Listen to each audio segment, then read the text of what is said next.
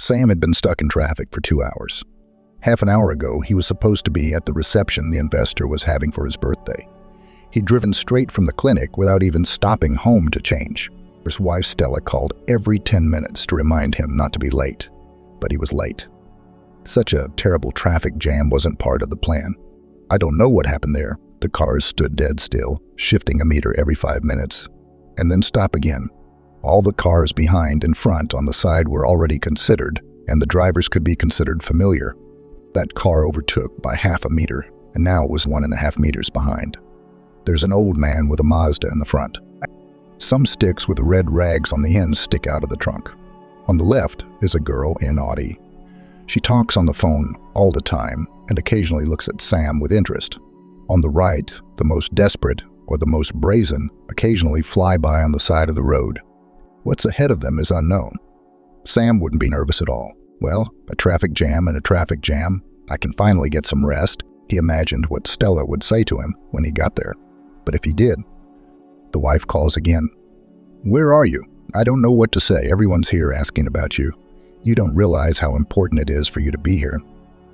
I really don't understand the importance. What I'm going to do there, I don't understand either. But I can't fly over this traffic jam.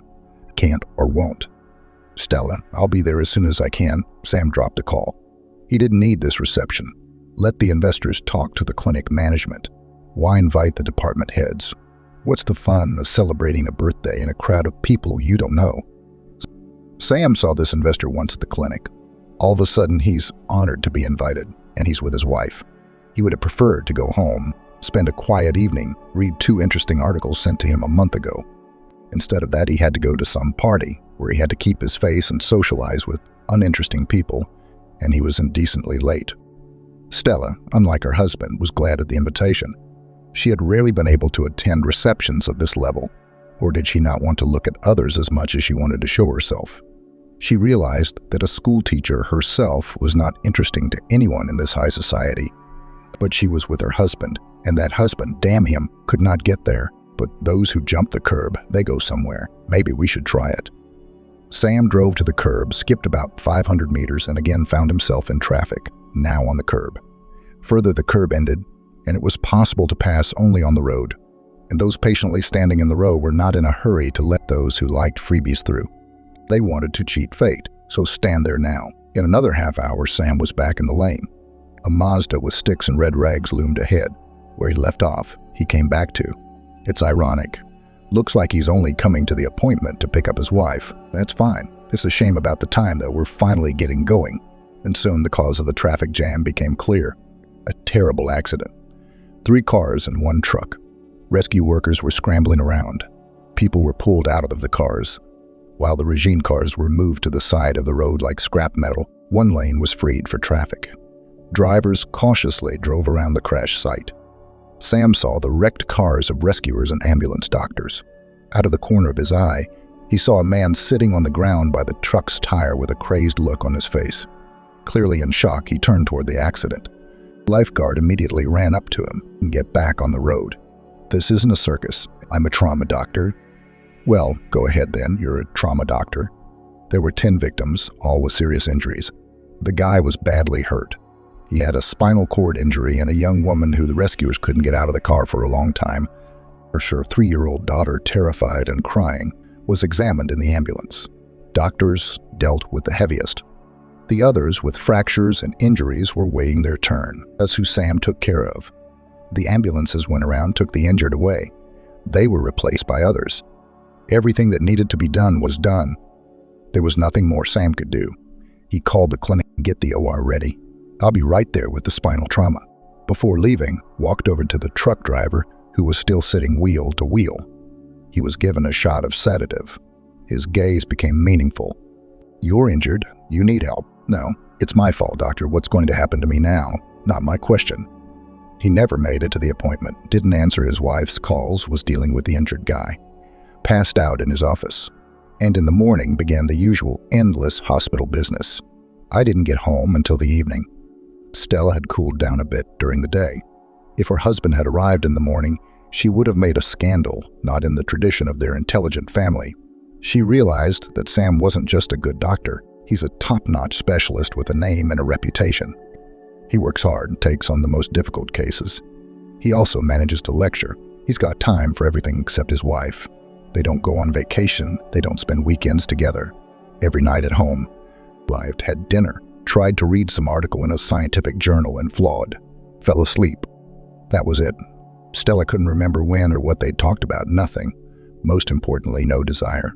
When their lives became separate, love had been replaced by indifference. Stella couldn't remember. If she told Sam now that their marriage was cracking at the seams and their life together was more like being neighbors, he'd be surprised. What's wrong? It's fine. Really normal. No scandals, no cheating. It's a quite secure, quiet life without troubles, without love, without happiness. The most unbearable thing is that it's impossible to forget how happy they were. Stella is young. Only after the institute, the teacher enthusiastically took up the education of the younger generation in a separate school where she was sent by the teachers of India. She sacredly believed that the power of words can protect students from bad deeds. The main thing is to explain correctly what is good and what is bad. The beautiful impulses of her soul touched the students. They agreed not to upset and only sort of took patronage over the young girl. Idealists were sure they in their 13 years about life know much more than you can imagine.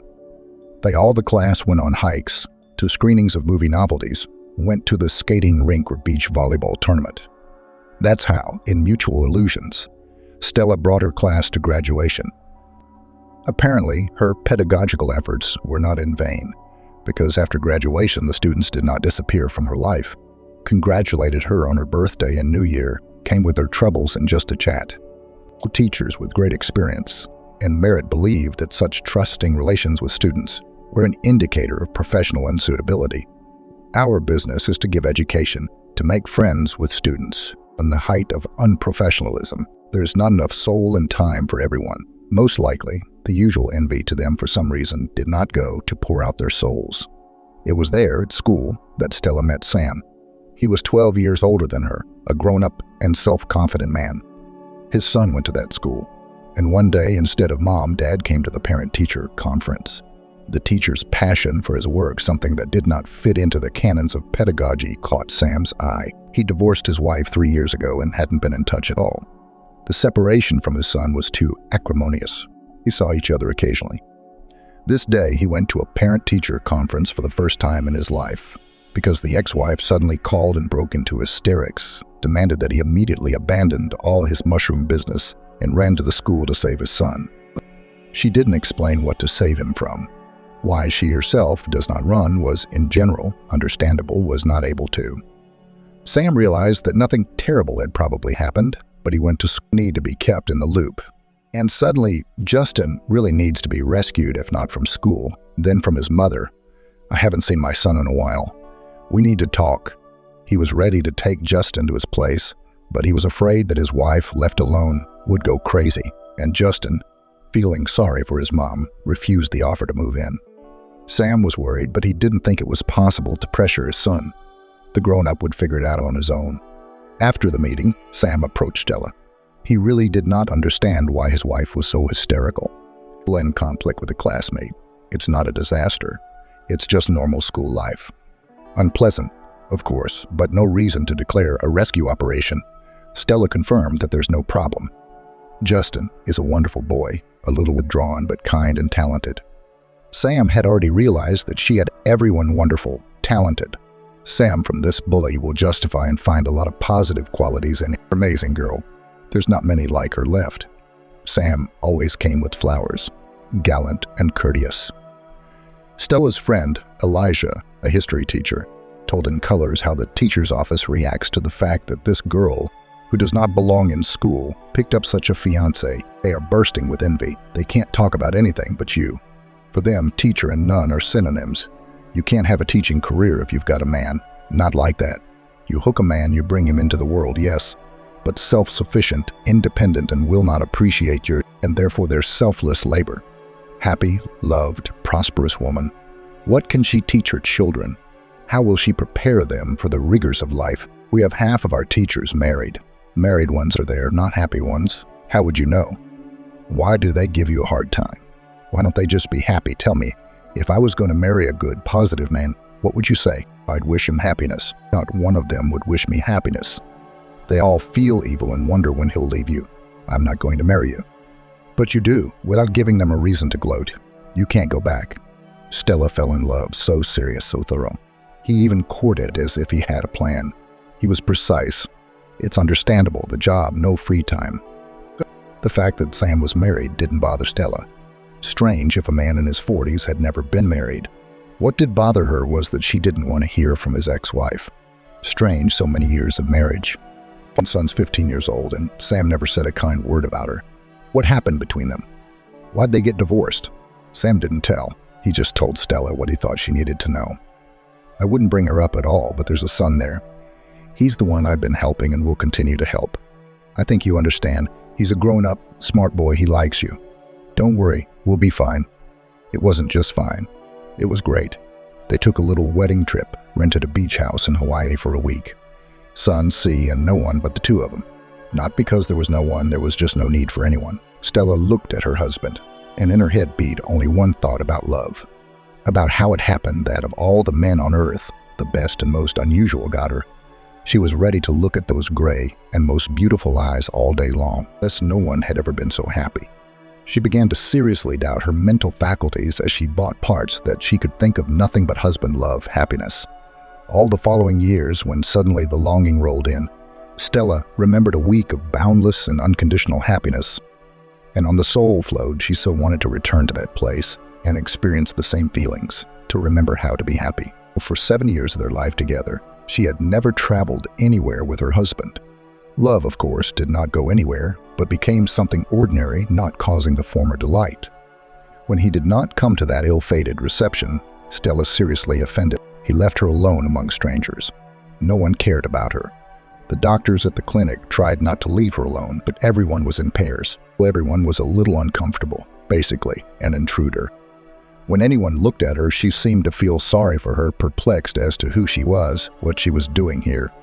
She still hoped Sam would come when he stopped answering his phone. Stella called a cab and went home. She'd had enough of this embarrassment. At home, she stood in front of the mirror. A tall, slender woman in an elegant dress with a beautiful and intelligent face looked at her. She also felt sorry for this beauty. She cried. She had gathered so much, dreaming that everyone would appreciate their beautiful couple, would say compliments, and Sam would be proud of his wife. Instead of compliments and difference, instead of a pleasant evening of longing and loneliness. And now she stands so beautiful, looks at herself and quietly winks at the fact that no one needs her beauty, not even her husband. She cried, she was angry. Then she calmed down, decided there's no point in getting herself worked up. He'll come and explain everything. Sam came. Stella didn't expect anything. Not an explanation or an apology. Didn't even ask how she'd spent the evening. Either he doesn't remember about the damn reception, or he thinks it's nothing. Nothing to talk about. She's eating dinner, reading a magazine. She's gonna fall asleep. Here Stella could not stand it. Went to her husband, pulled the magazine from his hands, threw it on the floor, and, looking into Sam's surprised eyes, asked, "Where on earth did you go yesterday? Aren't you interested in how I had fun? You left me alone and now you don't even want to explain? I had to go back to the clinic, Stella. I'm tired." Sam picked up a magazine from the floor and continued reading, and that was it. Amazingly, such impenetrable indifference. How wretched became on his soul. What would it take for him to come out of his shell and show some feeling? Change, die. I wonder if he'll notice or not.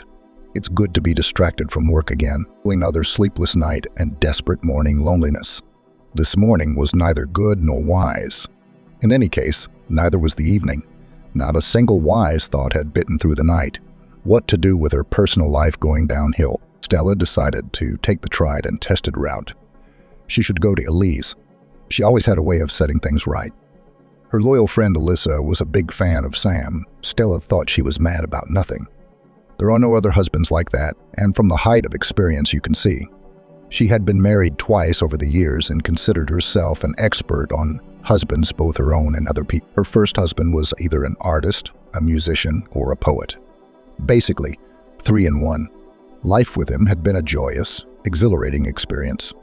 Eliza said that mostly in her head he was fun and unpredictable, an unrecognized talent, an underachiever, a boy who hadn't grown up. Eliza said her husband was like trained animals in the circus, kind of trained, but it was unclear what to expect from him, and hung on my chassis from lack of money. Elise went to the other extreme. Her second husband was a boring middle-aged official. Not young, not attractive, but with means and connections. The presence of a young and beautiful wife sharply raised his authority in the eyes of colleagues, so money for his doll he did not spare. In addition, his wife is a schoolteacher somehow not on the status, so now Eliza taught at the university. All would be nothing, but to bear his boring Elijah long could not.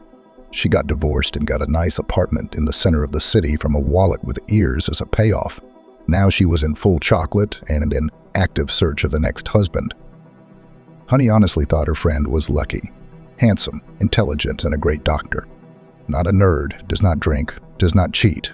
What else do you need? She herself had never had such love as Stella had. She could only dream and envy. She showed up darker than a cloud with weeping eyes. What's the matter with you? He doesn't notice me at all. If I disappeared, he'd understand. He doesn't always eat dinner at home, so he won't know I'm missing. He doesn't care about me at all. When I went to college, I consulted him. I couldn't make up my mind, and he asked me a month ago how I was doing at school. Estelle, aren't you exaggerating? Something doesn't add up in my head. This isn't about Sam. He's an adequate man. Yes, he's very passionate about his work, but that's good. Who's so caught up in work that they forget their wife when they visit? What do you think? I don't. Though maybe it would be better. At least it would be clearer. You, girlfriend, quit blaming it on your husband. He's tired. He'll come to his senses and everything will be fine. For a man like your Sam, there's a lot more to look for. What a man. I'll put it in a basket and leave it in the woods. So that my friend, where are you? Wasn't this enough? What kind of art is this? I'll take them out. I'll throw them away. They'll pick them up right away. Look, I really don't understand what's wrong with you. There's no such thing as crazy, lifelong love. You had it, but I didn't. 2 husbands and not one out of this world love. You're their lucky one, aren't you? And maybe you're right. What's the matter? I'm coming to you again with my problem. That's always welcome. My vest is always at your service. A few days later, all the news programs started with breaking news. Another earthquake had struck. The country watched with bated breath the statistics of the dead and injured. Rescuers and doctors from all over the country flew to the scene. Sam was going to be part of one of the teams. Stella, you have to understand, I cannot fly there. I'm needed more now. Don't worry, I'll be home in a week. But Stella watched the news like a bulletin from the front. One day she saw Sam in a story about doctors. Worried called, he answered. But it always made her heart ache, and she chased the dark thoughts away. He stays out of the rubble. He's helping the ones who've had enough. Suddenly there's a new jolt. More dead and wounded. Sam hasn't called in 2 days. Hasn't answered his cell phone. Finally, Sam's calling. No, it's not Sam. The number's a stranger. Yes, I'm listening. Is this Stella? Yes. Your husband Sam was killed in the debris removal. I'm sorry for your loss. We're covering all transportation costs. We're covering what? What transportation? Are they talking about Sam? What do you mean, Dad? Are they all crazy? Stella dialed and dialed Sam's number. He didn't answer for some reason. She heard a ringing in her ears, then some rumbling. It was someone banging on the door. I got up, went to the door, stood looking at it, didn't know how to open it. Or something unpleasant. They just told me. I can't remember. Who's knocking like that? There's a bell. Stella opened it. Standing outside the door were fellow doctors from the clinic. So, are they here? Sam's not home. No birthday party either, I guess. Or suddenly it was clear in my head that he'd died. Condolences. Stella didn't remember anything else. She woke up when the coffin was lowered into the grave, screamed. She was held in someone's arms and screamed and screamed. The next thing I know, it's foggy again. Like Eliza, like they were saying something about Justin, feeding or something. When I came to, I was surprised I was alive. I was upset that I was alive. Eliza, like a guardian angel, always stood behind me and kept me from falling into the abyss, calming her down, talking her through it. After a couple months, you could talk to Stella without fear of going crazy. Honestly, Eliza hadn't expected Stella to be so broken by it. Understandably, a loved one had died. Eliza had been looking after everything herself. Stella's recovered, back to her normal life. It's dreary, but it's manageable. The thoughts are gone. She can't live without him. At least she's trying. Things have settled down. At night, she cried. Sometimes I even forgot to suffer during the day. Then I remembered I'd suffered enough. It was almost 6 months after Sam's death, when Eliza suddenly asked, "Stella, have you applied for the inheritance?" "What application? Why?" "Actually, your husband had property, at least this apartment here, or Sam's apartment, by the way, and he has a son as an heir. The ex-wife can't claim, but the son can. I suspect you and Justin will have to share the apartment. And if he doesn't inherit, there's nothing to split. So I want you to run to the notary tomorrow with the paperwork." It hadn't occurred to Stella that she would have to share the apartment she'd lived in for so many years, used to thinking of it as her own. Only now, after what Elise had said, did she realize that it wasn't. She's registered here. She can't be kicked out, but it's not her apartment. The notary turned out to be a young girl with stern eyes and a not at all respectable ponytail on top of her head. She looked at the documents, accepted the color of the application, and thoroughly explained that Stella by law inherits half of the apartment, half of the car, and half of the dacha. Advised to make arrangements with a second heir, Justin, how to divide it all. Who gets the car? Who gets the dacha? Who gets the apartment? Stella was ready to give up the car and the dacha if they left her the apartment. She simply had nowhere to live, realized not equally. Justin probably wouldn't have minded, but his mom was still there. Some strange message came through, land and property tax arrears. Stella thought at first it was for the cottage and the apartment. But why in her name? The all-knowing Elijah advised to go and find out what the tricks were. "Oh, counselor, I am tormented by a vague doubt. It's no good. I wouldn't be surprised if the ex-wife is up to some mischief. But to sign over the property to you so you don't have to pay taxes is dumb, even for her. And last year's taxes, maybe Sam signed something over to you." "Yeah, we didn't buy anything at all. Everything we have was bought 100 years ago." At the registry, Stella was given a statement of ownership for a plot of land and a house of 53 square meters. What house? She'd have to deal with the apartment. The only thing missing was the house. Life was getting a little too jumpy. Unable to understand, Stella called Sam's friend, Simon. "Simon, tell me, did Sam say something to you about a house in the country?" "It's a lovely cottage. I loved it there. Layla and I stayed there for a month last year. Sam said he bought it to grow into a cottage, and he's going to build it up and live there when he takes a well-deserved vacation. Why didn't I know anything? And why did he sign it over to me?" "That's what I understand, since he's older than you. He knew he was leaving early and wanted you to have something of your own. And he didn't tell you because he wanted to build a palace for the princess first and then bring the princess to the palace. Who knew he wouldn't make it in time?" "I'm sorry. What are we going to do with this palace now?" "Whatever you want. But I wouldn't sell it if I were you. Really. It's a wonderful place. You should go and see it." The doorbell rang.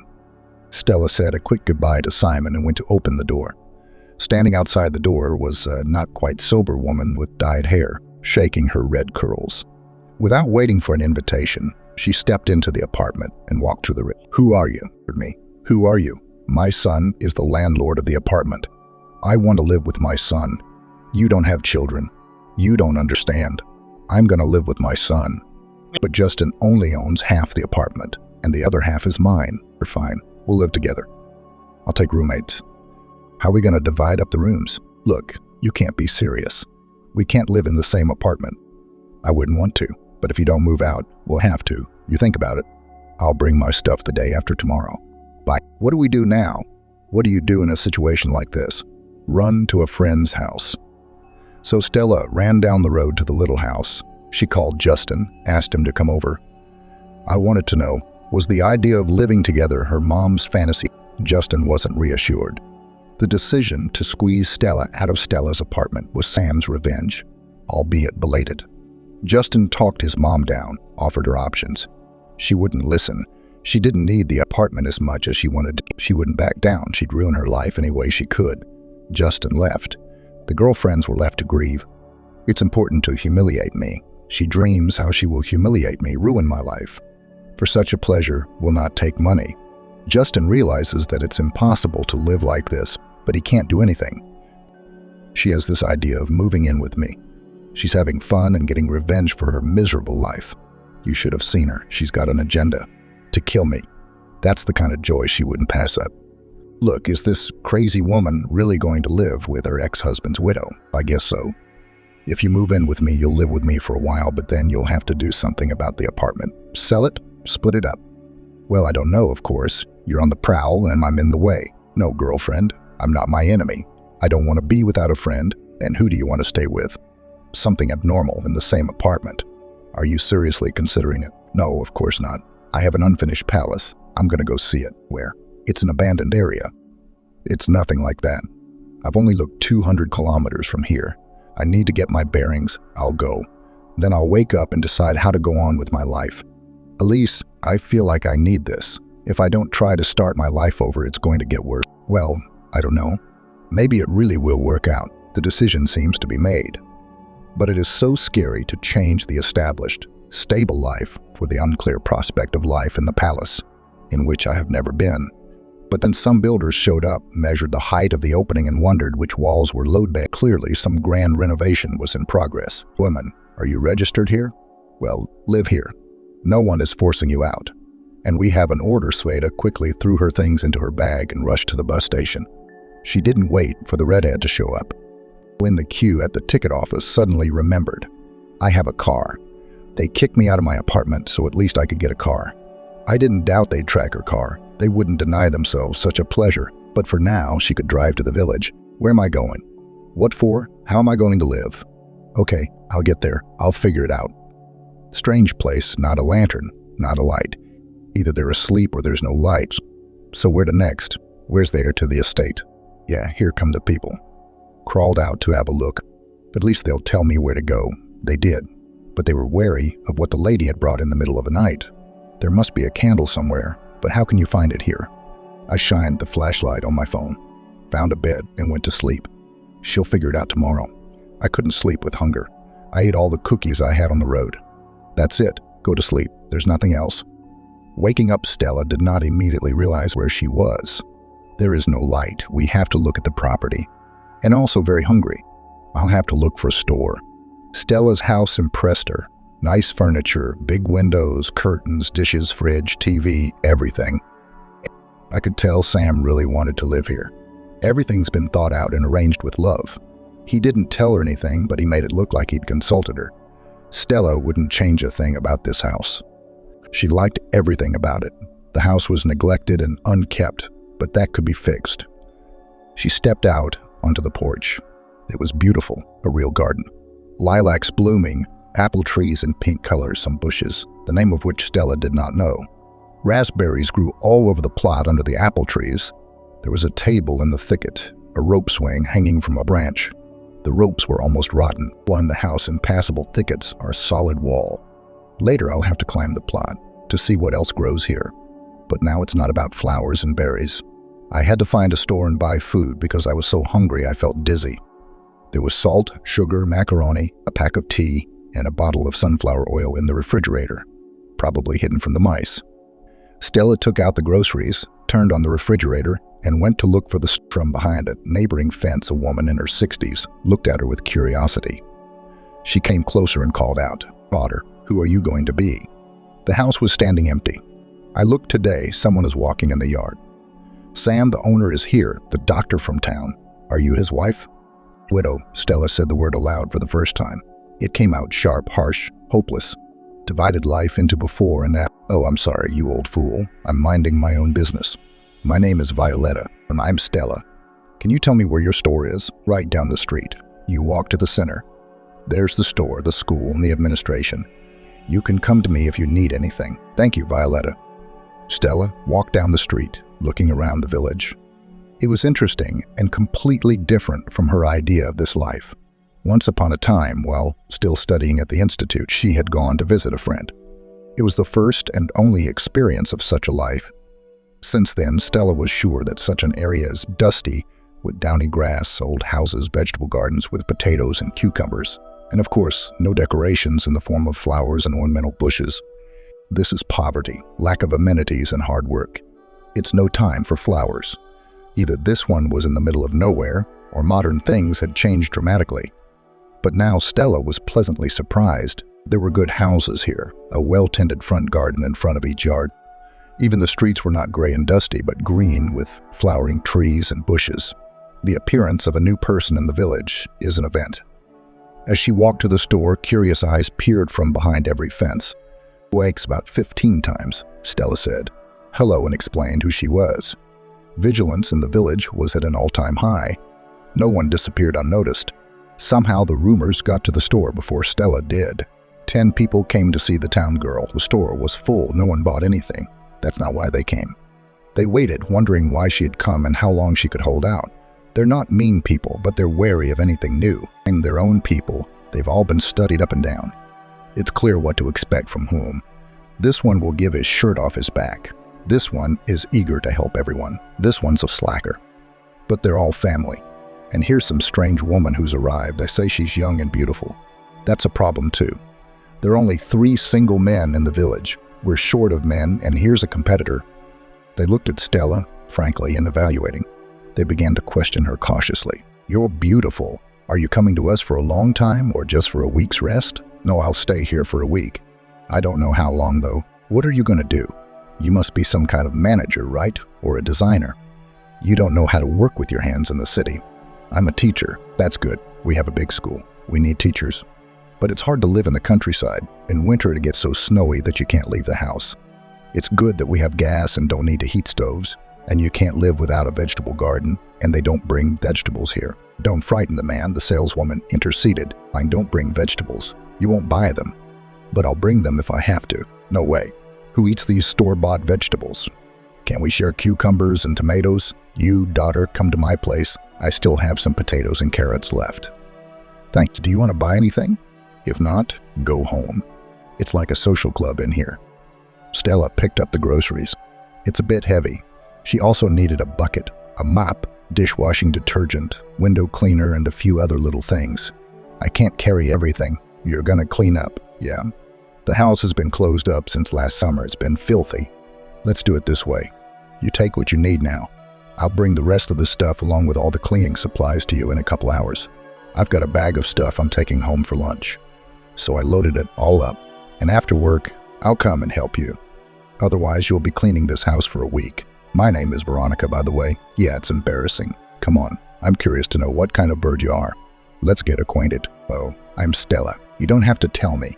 The whole village knows. Stella came out of the store, looked around. There's the school.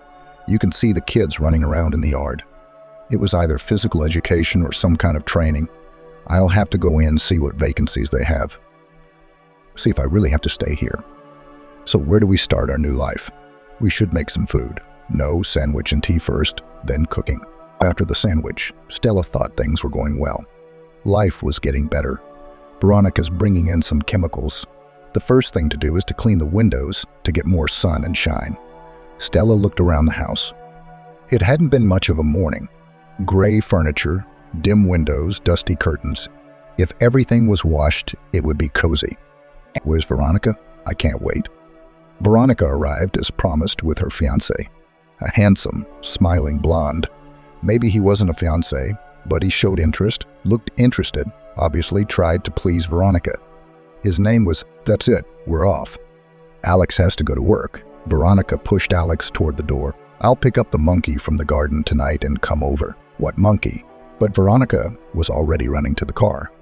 The monkey turned out to be a little red-haired girl named Alice, Veronica's daughter. With helpers, the work went faster, and during the evening, they managed to clean almost the whole house. Some little things remained. Tired but encouraged by the result, sat down to drink tea. True, the monkey didn't reach the tea and fell asleep. Veronica, who is Alex. "They say there are only 3 bachelors here. You should see those bachelors," laughed Veronica. "The most eligible is Uncle Max. He's about 60 years old. There's nothing in it for you. He's been courting your neighbor for about 30 of his 60 years. He's been doing it his whole life. He's never gotten around to proposing. And the second bachelor, not even the hottest 40-somethings look back. He went to D.C. They say that the computer genius works from home, lives with his mom, does not go anywhere, does not talk to anyone. His mom told me he was married. Nobody believes it. Someone considers him abnormal, but all agreed that he is not suitable for socializing, let alone marriage. The third bachelor is a dark horse, but according to Veronica, a very interesting man. 2 years ago, a man came to the village with a teenage daughter. Everyone decided he was a former athlete. First of all, he looked so strong. Secondly, he came to the school director and offered to open a boxing section. The principal was not against it. The case is good but not feasible. The school gym had not been working for several years. There was no money for repairs. The hall was almost in disrepair. Physical education lessons were held outside, running in soccer in summer, skiing in winter. Then Russell, the athlete's name, disappeared from the village for a while. Then he came back with a decision to finance the renovation of the gym and a coaching position. That's when it turned out that the 3-time American boxing champion lives in their village. True, he has long ago refused to participate in the World Championship, and why no one knows how he ended up here is also a mystery. But local all signs assured that here without a woman did not do without. His daughter, too, did not open with anyone, seriously engaged in boxing. Russell took her to competitions. Our girls, of course, revived, poked fun, but to no avail. He's kind of withdrawn and unloved. It's like he and his daughter don't need anyone. He's only friends with the school principal. Where did you get your Alex? Or is he married? Oh, come on. It's too expensive to get involved with married people. We had a couple of such stories here. They didn't end well. Alex is from a neighboring village nearby. Things used to be different here. Kids from the neighboring villages used to go to school here. The school bus brought those who were close by. Children from distant villages lived in the boarding school. Veronica and Alex had known each other since they came to the 1st grade. As Alex told, later he fell in love with Veronica in the 4th grade. Veronica was a windy girl. She liked one boy or the other. And it wasn't until her senior year of high school that she paid attention to Alex. But what a true, youthful love it was. For life, of course. When it was impossible to breathe without each other, they drew a calendar and crossed out the days until the age of 18, when they could get married.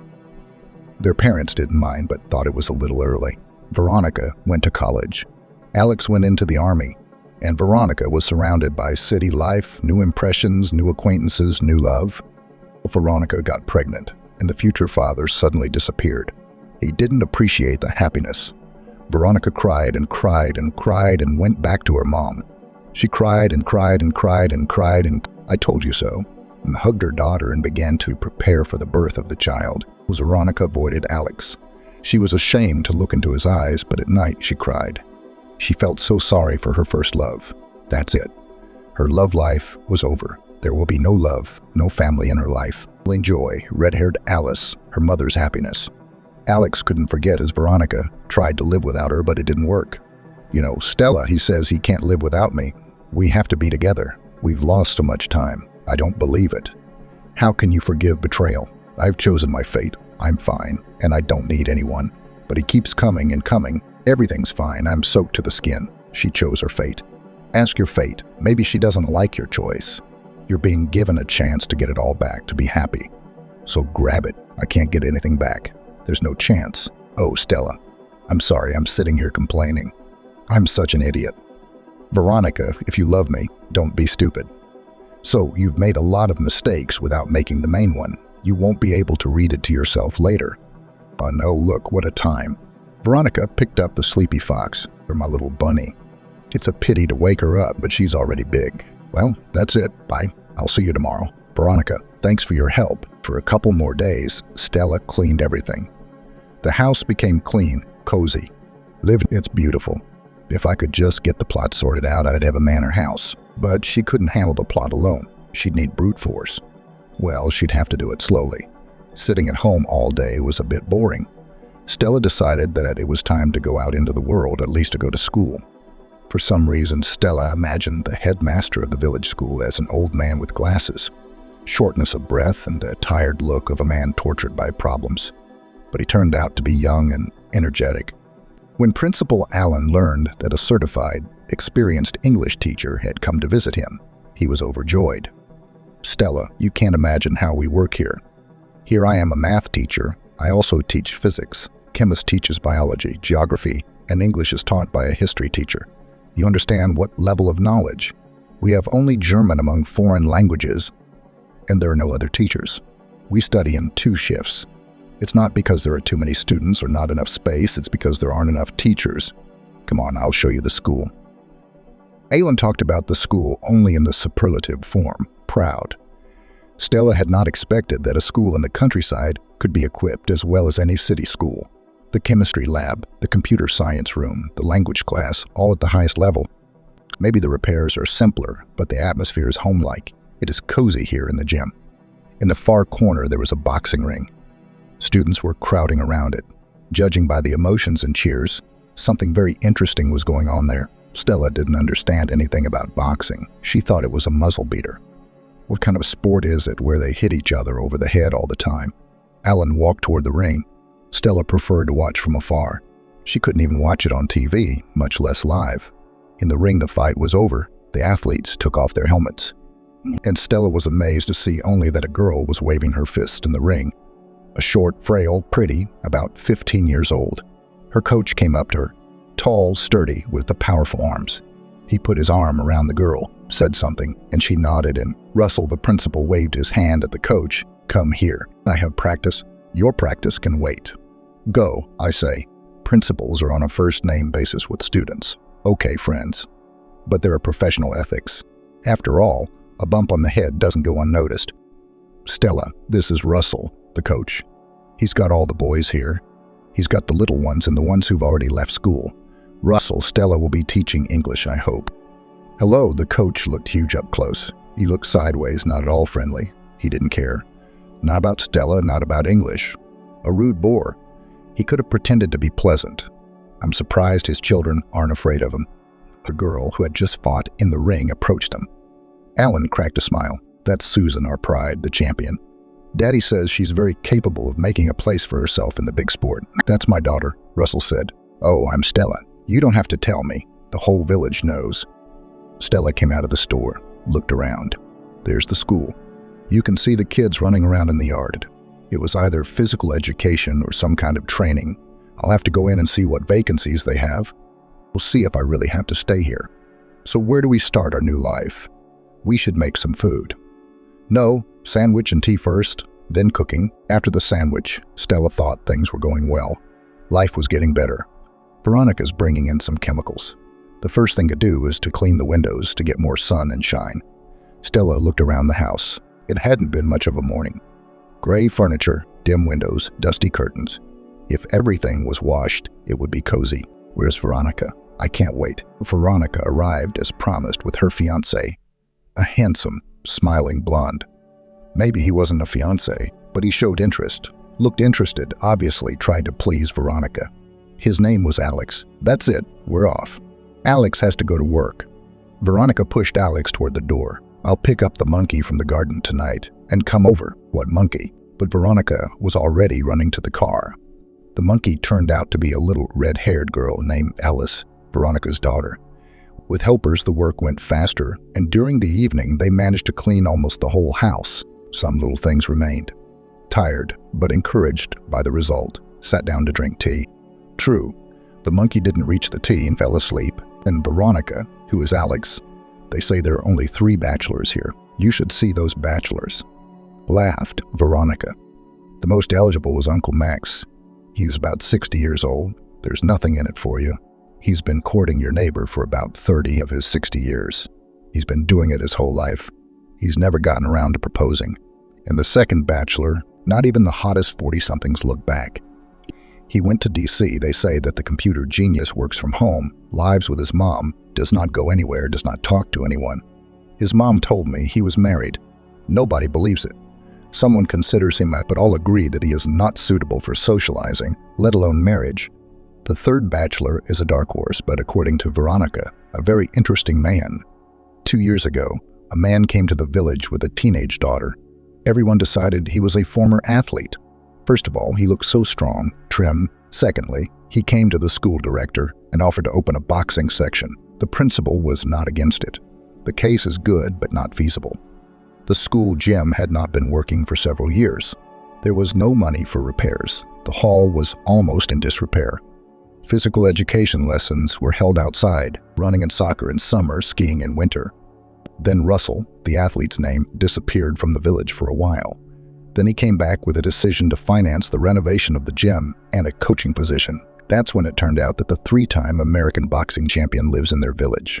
True, he has long ago refused to participate in the World Championship, and why no one knows how he ended up here is also a mystery. But local all signs assured that here without a woman did not do without. His daughter, too, did not open with anyone, seriously engaged in boxing. Russell took her to competitions. Our girls, of course, revived, poked fun, but to no avail. He's kind of withdrawn and unloved. It's like he and his daughter don't need anyone. He's only friends with the school principal. Where did you get your Alex? Or is he married? Oh, come on. It's too expensive to get involved with married people. We had a couple of such stories here. They didn't end well. Alex is from a neighboring village nearby. Things used to be different here. Kids from the neighboring villages used to go to school here. The school bus brought those who lived close by. Children from distant villages lived in the boarding school. Veronica and Alex had known each other since they came to the first grade. As Alex told later, he fell in love with Veronica in the fourth grade. Veronica was a windy girl. She liked one boy or the other. And it wasn't until her senior year of high school that she paid attention to Alex. But what a true youthful love it was.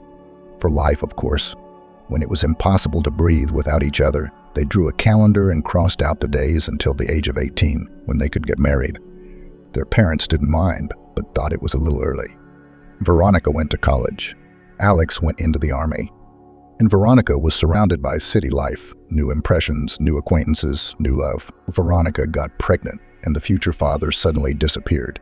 He didn't appreciate the happiness. Veronica cried and went back to her mom. She cried and cried and cried and cried and I told you so. Hugged her daughter and began to prepare for the birth of the child. Veronica avoided Alex. She was ashamed to look into his eyes, but at night she cried.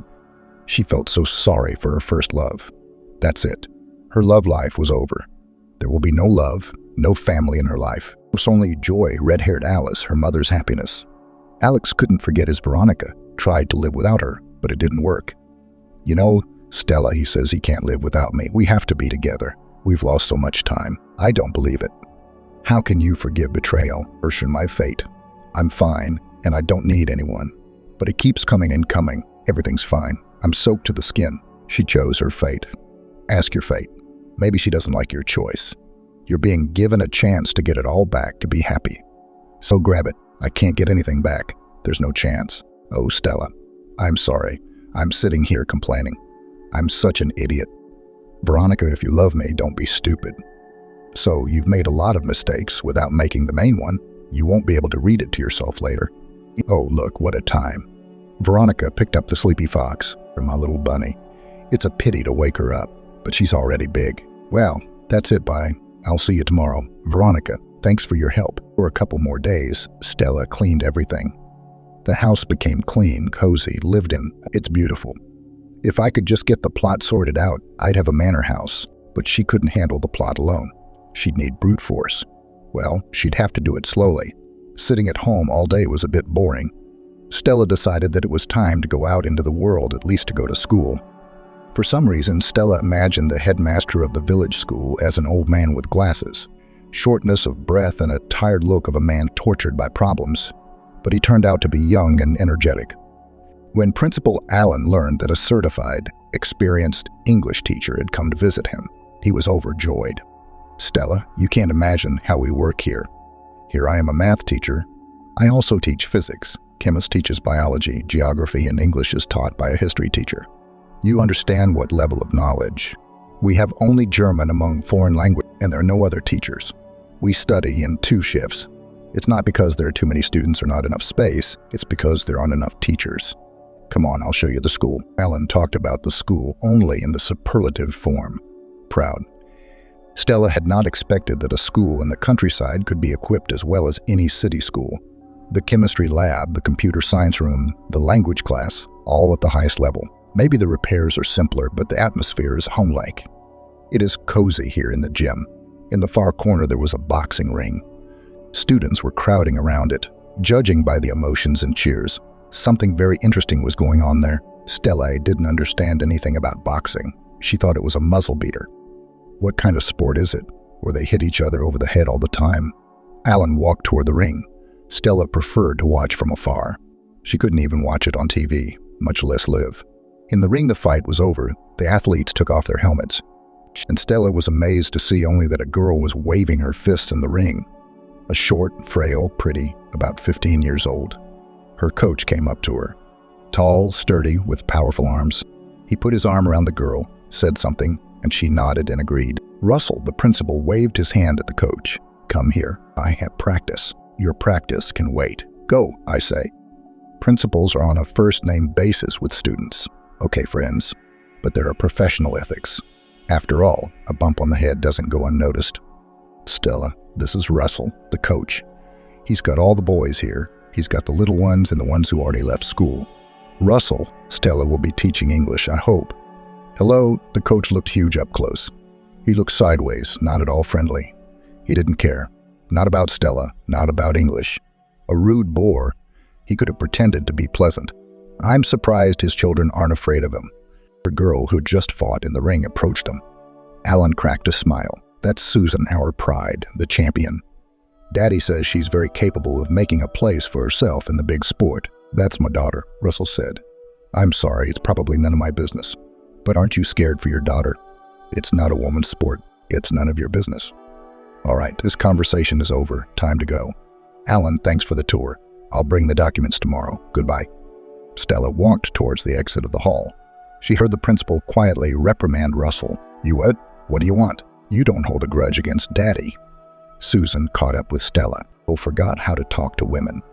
"How are you settling in here? Would you like some help? I'm afraid Daddy would mind, wouldn't he?" "No, he won't. He's not mean. He's just unhappy. He needs to socialize with people too. And he doesn't want to. I mean, he's not here with anyone else either. Let's be friends. And Papa, I'm sorry, I know he has a guilty conscience. He'll apologize tomorrow." "Okay, we'll see. And you, Susan, come by if you get bored. She is such a sweet girl, and she loves her daddy." I wonder why she called him miserable. Something terrible must have happened. If a man is so closed in himself, shutting himself off from everyone. Stella liked school, the principal. She decided she'd be comfortable in her new job.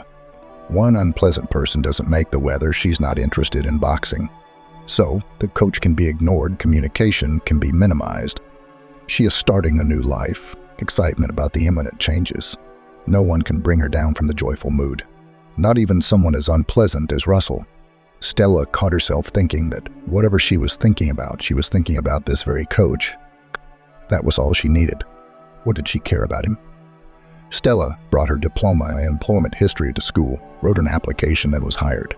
Too bad it's the end of the school year, but from September everything will go according to plan. And now there is time to evaluate the equipment of the classroom, to add something to it, to correct it, to prepare the curriculum.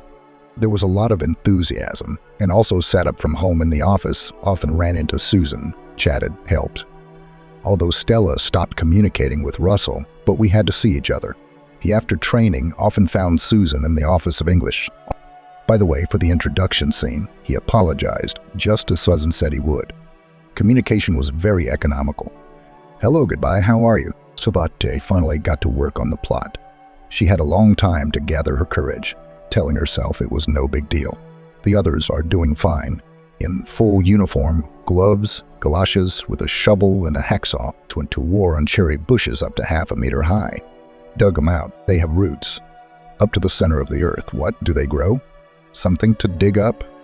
I sawed something long and hard. I got tired, sat under the apple tree, upset. There's no sawing, no sawing. There's enough for the whole summer. So tired, so disappointed. Susan caught her. "Stella, you can't do it here. You need heavy power. I'll tell Daddy, he'll help." "No, that's not a good idea." "It's okay, it's not a bad idea.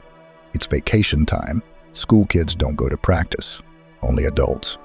And that's 3 times a week. He made borscht yesterday out of idleness. He'll start embroidering soon. He better put his strength to good use." The next day, Russell came in. Stella felt so embarrassed. He'd think she was the kind of girl who looked for an excuse to get into a house.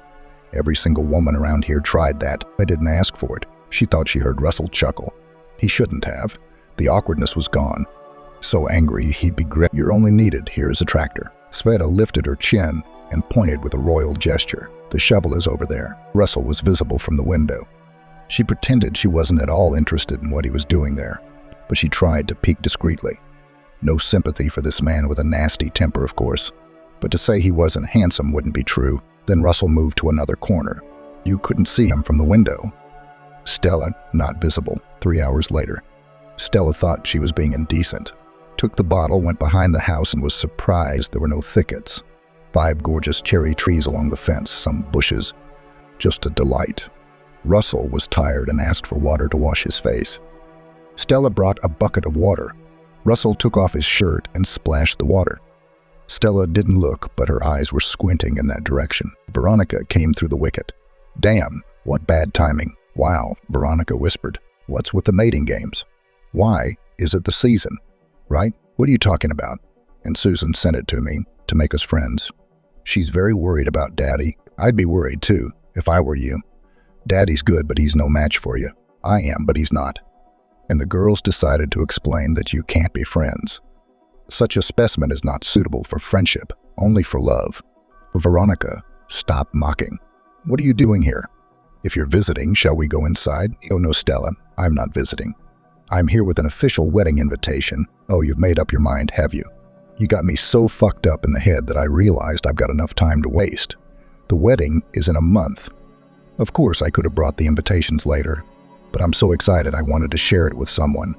Russell, are you listening? I'm inviting you to the wedding." "Veronica, why?" Stella whispered, so Russell wouldn't hear. "You don't know him at all. It's my decision. Whoever I want, I'm inviting." "Okay, I'll run." Veronica left. Russell sat on the porch, and Stella didn't know what to do next. She was grateful, of course. Probably should take him out to lunch. She imagined it, sitting across from each other, eating and not saying a word. It's like a romantic date. If she doesn't think of something now, he'll leave.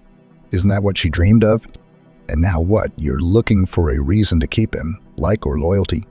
You're inspired by an example. You want to get married. Yes, I did. You can't hide it. Not everyone would go for a woman who shows her disdain as much as possible. Besides, he's so handsome. Stella hadn't quite figured out what to say. Russell had already put on his shirt and was about to leave. The situation was saved by Susan. She flew into the yard. "Oh, Daddy, I'm glad you're still here. Let's take Stella out to dinner." "Stella, you don't realize how good a cook he is. He also plays the guitar." "What, at the same time?" "Oh, no. Did you and your dad agree to this proposal?" "Well, I don't mind," Russell said suddenly. "That's it then. It's a deal. We'll see you tonight." They left, and Stella wondered how it had all worked out. She didn't have to make the first move herself. "Dad, you weren't faking it, were you?" "I drive around and see Stella. Do you like it? What would you do without me?" "Thank you. Otherwise you'd be running around in circles for a year. It's too late for whipping. 10 years too late." Stella was going to visit, and she'd pulled out almost her entire closet so she could wear this one, which wasn't too flashy. He'll think she's dressed up for him. It's boring. It's not fashionable. And here's a light-colored sundress with small flowers. Modest, but tasteful. God, if someone had told me that she'd be dressed up and nervous before meeting Russell, the desirable one, I'd have spit in her face. That's how fate turns. Dressing up, and she gets nervous. She got dressed up, went out. And here Veronica from behind the fence has degenerated somewhere. You can't go anywhere unattended. Here's the deal. He's a good man. He's getting his hands on the right things. But God damn it, everybody knows she ain't there yet. Does the village know they're having an affair? Consider when the wedding is impossible to play and people are understandably bored and want bright events, but not to this extent. Let them think it's a good thing, though. Maybe it will come in handy. Dinner was above all praise. I couldn't believe Russell made it. I mean, how could I not? There's no restaurant here you can't order in. Susan was radiant, talking only about her father, how wonderful he was and what a sports career he had made. The girl really wanted her daddy to be happy. She remembered Mommy, remembered the love she had, but Mom was gone. She couldn't let her father live his life alone and untouchable. She liked Stella very much, and as she'd noticed, Stella looked at Daddy with interest. Susan's goal was to get them together, and if a child is up to something, parents are powerless. Russell and Stella had another fight. Everything was fine, talking, joking. Turns out Russell's not a very nice person at all. "Stella, who told you to say that?" She started talking about boxing not being a sport for girls again. All those years Russell spent nurturing his daughter's fighting skills. Almost raised a champion. Now some city teacher who knows nothing about professional sports says his daughter should quit boxing. Yes, she embroiders cross-stitch, but she can stand up for herself. If someone offends, you will cry, but she will fight back. She'll grow up to be a strong sportswoman. I guess that's my ambition. But I want my daughter to be a champion. If you had children, you would understand. Stella was hurt. It's not like he doesn't know anything, but it hurt. Finally liked a man, but as if from different universes, they could not understand each other. Stella walked home. Susan ran after her. "I'm sorry I hurt your daddy again. There's something I want to tell you. I think it's time." Russell and Leah were a nationally known couple. He's an American champion, brutal, manly, and strong. She's a slim and delicate model whose photos were everywhere on the internet. Leah gave up her career as soon as she found out she was pregnant. No doubt she doesn't need this whole show business house, husband, child, no need for anything else. The birth was awaited with trepidation. The name was chosen long and carefully, but they did not agree. Leah wanted to name her daughter Melissa. Russell insisted on Susan. When Susan was born, her parents thought it was a miracle. There was no use saying they weren't the first. They weren't the last. Others had children too. Others just had children. But theirs was a miracle. Barry Russell wanted his daughter to be called Susan, so he secretly from Leah registered the child and brought the birth certificate, in which the name Susan was written in black and white for eternity. Leah loved her husband so much that she didn't take offense and didn't say a word against it. Susan, so Susan, no matter what you call it, still a miracle extraordinary. Leah took care of the house and the baby. Russell was lost in training and competition. He was an American champion 3 times and was going to the World Championships. And he was 6 years old when Mom got sick. She didn't understand what Mommy was sick with, but she could see that Mommy was in a lot of pain. It's now she knows that Mom had cancer outside of the abundant stage. They tried to treat, looked for specialists, wrote to foreign clinics, all in vain. The worst was the feeling of hopelessness, the impossibility of changing something. Russell never left his wife's side. Constant care, medication by the hour. Everyone knew Leah was dying, tried to keep her with him just a little bit. After his wife's death, Russell refused to participate in the World Championships, and the risk was quite small to entrust her to relatives he could not. He couldn't leave her to anyone at all, not even for a day. Relations seemed to betray Leah. With the sports career was over, parted coaching. Slowly he started coaching. She liked it and there were abilities. His pupils steadily became prize winners of competitions. He was proud of their successes. Life settled down. The longing for the line has not gone anywhere but somehow subsided. But then the club's management changed, and the new director began to hint that medals are good, but money is better. Russell was not going to mix sports and business. He resigned and left with his daughter in the village. Here at least everything is honest. While Susan sat in the kitchen at Stella's, her dad, and poured his soul. "What about it?" "No. Look, pisses me off to bits. What kind of woman is that? Everything's wrong." "Well, don't go to her. Come on, I can't. Pisses me off as much as I liked her when I was conquering her." That's the kind of pithy man talk. Stella already hesitated in front of Russell, and after what was said, Susan felt like a complete fool who, knowing nothing about the man, managed to judge, and what's worse, to instruct. What a time Stella scolded herself for her language. So you don't have to be silent. Stella tried to see Russell less often. It's not like it's her fault, it's scary to look him in the eye. But he'd come by, clean the lot, fix up the house. Of course, we'd see each other. My heart sank, but I didn't have the courage to talk to him. Who could I ask for advice? Elise, of course. It's been a long time since we've gossiped. It's time. I spilled everything.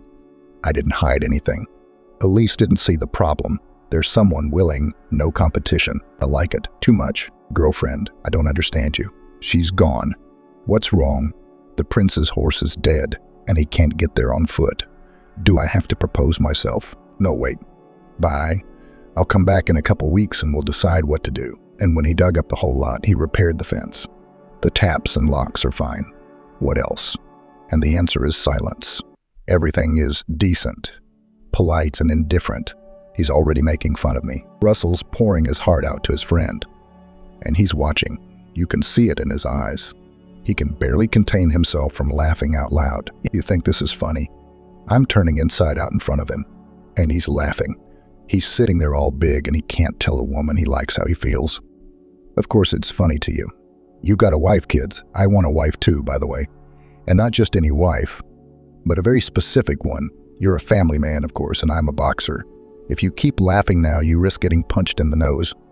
My friend Russell, when was the last time you climbed into a woman's window? What do windows have to do with it? There are parallels. It has nothing to do with windows. It's all about the woman. Okay, you're the thin, ironic one. I'm thick, straightforward, probably dumb too. I don't understand your parables about windows. Are you trying to make a point?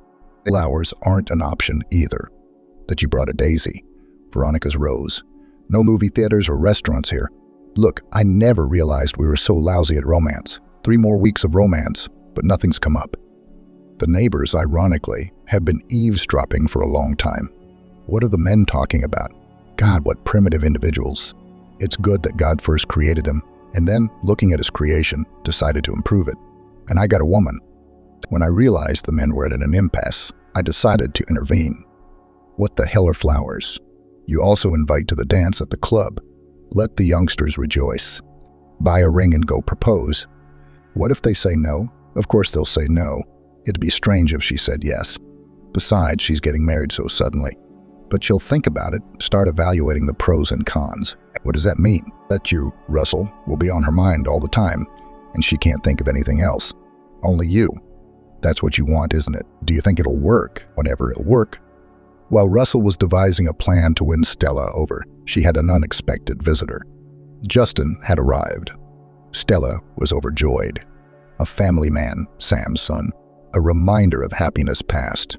Justin had come for the express purpose of persuading Stella to return to town. He couldn't shake the guilt, realize Stella was in this hole because of his mother. Esbatella, I've put the apartment up for sale. Half of it's yours. Obviously, you can't buy one just like it, but you're going back to the city. I'd never claim my dad's place. We've got our own, but my mom's a little too close to the place. I understand. She can't get back at Dad anymore. She's taking it out on you. Justin, why sell? She was going to live there. She started renovating it. She started it, and she's done with it. Her goal was to torment you, and you just left. You ruined her fun. She doesn't need this apartment without you. Justin, I'm not going back to the city. Maybe someday, but not now. You and I are going to take a walk in the countryside. You'll realize it's not a shithole at all. Look what a plot of land I've seen. I'll need the money from the sale of the apartment. Dimka, how glad I am to see you. How did you find me? Eliza cracked it. I can't say for sure, but it seemed to me that there's another husband on the way. The bastard didn't even give me a hint. Dim, are you coming for a couple of days or to live with me? Stella, Dad wants to know if I'm expected for dinner. Susan stood in the doorway. I'll go a guest. I'll go tell him dinner for 4. Susan ran out. Stella, I think I'll stay, don't you? Yes, you may, of course. Only this girl is the neighborhood boxing champion. So be careful. The village had long ago realized where this was going. Only these young men can't make up their minds about what the city people can do to them. All those who had views on Russell realized that they were out of luck and nobly crawled away. Of course, I wanted to make a scene. She came here and stole the only decent man, but what's the use? He wasn't too late for their delights without her. But you can talk about how she loved him but let him go. Russell couldn't think of anything romantic to do. Everything seemed fine without the romance. Justin's arrival had somehow made communication almost familial. Lunches and dinners together, conversations over tea. Until almost midnight, Justin wouldn't leave the river, and Russell had the benefit of that. Neighbors were nudging Russell. Don't keep quiet. She may not love you yet, but she's definitely interested. If you don't ask, you won't know, and Stella had a visitor again. And what a guest. Elise is here. Elise wasn't just visiting on a rescue mission to help her friend. Elijah also had some exciting news, but she kept her mouth shut. First, she'd have to help her friend, let's see, the prince without a horse. Who do we want more, the prince or the horse? After the first dinner together, she decided that Stella needed the prince more. He can't take his eyes off you. He's a gorgeous man. I'm not talking about looks. There's nothing to talk about. He's so monumental in terms of character. Look closely. You'll never meet another like him. What am I telling you? You know it. But for some reason you're stalling. Breezy breaks himself. Well, that's bullshit. Elise prodded. Why aren't you saying anything? Justin said. You're getting married. Come on, spill the beans. Yes, I was really getting married. She assured him there were no mercantile interests in this marriage. Knowing her friend, Stella doubted that very much. The mere fact that she had been introduced to her future husband by her ex-husband suggested certain thoughts. If it had been the first husband, either an artist or a poet, one might have believed that money was out of the question, pure love. But Elise's fate was decided by her second husband. There were no people in his entourage who believed in selfless love. He invited Elise to some fancy reception. She didn't refuse. Who is it? There Eliza picked up a young and handsome businessman who by chance was unmarried. Now Eliza was doing everything she could to make the man's status change. Eliza, besides being single, do you know anything about him? And handsome, rich. What else is there to know? Well, not that young. Do you know about his wealth, though? Or did someone tell you? He's a businessman, so he has money. Anyway, we know for a fact that he's good-looking. Look, you're not a stupid woman and you're not poor. I never thought you'd be anyone's prey. You can't even tell me what business your businessman has. Never said what? Why didn't you ask? You always counted 3 steps ahead. What happened now? I can't believe you're brainwashed by mad love. I don't know. I've never seen your businessman. But at his age, and with a lot of money, you don't get lonely. Lila, what are you saying now? That he's a swindler or an Alfonso? I'm afraid. Funny, that's just my impression. I'm not insisting, but take a closer look. Don't be so harsh. Russell kept trying to talk to Stella. It didn't work. He was advised, don't be silent, say it. Then there's Susan. Then there's Justin, who won't leave her side. And now Elise has been added to the mix. Of course, you can find a place and a time, but Russell didn't. He was afraid, so he didn't say anything. Hopefully, if he said no, he'd have to crawl away. And then how to live. One evening, when Susan and Justin had gone to the club and Eliza had tactfully withdrawn, Russell made up his mind. Stella, you can see I like you. You don't have to say anything. If you say it, but I don't want to hear it. I told you to let you know. You already knew. Now you know for sure. Think the step is behind you. Russell, I don't know what to say. It's good that you don't. I have something to say, or rather ask. Stella, I need some advice. Russell was upset with his daughter. He had raised an athlete, a champion, and she suddenly said she wanted to be a lawyer. Why all of a sudden? All that hard work, all that coaching, all that success, now it's all gone. And she won't listen to anything. I got a job on vacation as an assistant at a law firm. I drive her to the neighborhood every morning. I've been enrolling in pre-law classes since September. I'm determined to go to law school. What do you want to become a champion? Then what? Ever thought how your daughter will live after finishing even a brilliant career, without education, without a family, without children? You don't have to say that everything can be combined. You know you can't. Your daughter is wiser than you. Don't let her get in the way. We almost had another fight. We couldn't have a romantic conversation. Stella has decided to talk to her. If her decision was firm, Stella would support her and Daddy couldn't resist too. Russell couldn't think of anything romantic to do. He suspected the idea of climbing through the window was becoming more and more common. I mean romance. Veronica had come to the rescue with her wedding. Russell was going to the wedding as if it were his own. He was even more excited. What do newlyweds have to worry about? They've got it all figured out. He had total uncertainty. It was a rustic wedding. Neighbors dragged treats into the house. Homemade sausage, baked chickens, compotes. In 3-liter jars, the men made a table for half a yard and corresponding benches. Veronica's girlfriends made up riddles for the redemption and contests. Stella was invited to the wedding, but she, seeing their trimmed, almost beyond decency, tasks for the groom, declined. Ew. So how did you guys have fun in the city? We have the internet. We see our jokes, florals. We lips and other body parts without pouting. We don't change gender. Now that's embarrassing. We're just having fun. The wedding was epochal. One crowd on the bride's side, another crowd on the groom's side. The bride's side had the tougher crowd. The groom's side had the tougher men. There was no fight. Now the saying, what wedding without a fight is not real. The bride was happy. The groom was glowing. Risk justified the nickname monkey. It grabbed her mother by the hem of the puffy dress. Contests, jokes, toasts, songs, dances. People had fun from the heart. It's not often that events of this scale happen. Now there will be enough talk for a month. They will retell who did what, who said what. The heroes of these stories will claim it never happened. Maybe it didn't. It doesn't matter. The history of the village has already been written, and with each retelling, new colorful details will be added. It is said that if the guests sing a lot at a wedding, the life of the young people will be cheerful and happy. If this omen works, then Veronica and Alex will be the happiest people in the world, and they will laugh on and off. The musician played all evening with a break for a drink. I had time to drink, but not to eat. People demanded songs. They sang the most heartfelt ones, so many golden lights. Because the musician did not have time to have a snack, in 3 hours we were left without him. The young people were happy that at last they could turn on some normal music. They, of course, turned on But after 10 minutes, adults demanded to turn off this crap and turn on something soulful. But for them soulful, the guys did not know, so they turned on old songs. Even the ones who had never gotten out of their chairs went dancing. Russell walked over to Stella, holding out his hand. Stella put her hand on Russell's shoulder. They talked about love. They danced. Russell thought here it was, romance, and then suddenly, and love was gone. What do you mean, gone? It hasn't started yet. Wrong song. Stella's heart sank. She wanted to tell her love so badly. But it's supposed to be the man who speaks first. He didn't talk about love, but he said it a step after her. No, I can't take that step. Why don't you say something? Wedding was in full swing. There was singing and dancing, and Stella suddenly remembered her and Sam.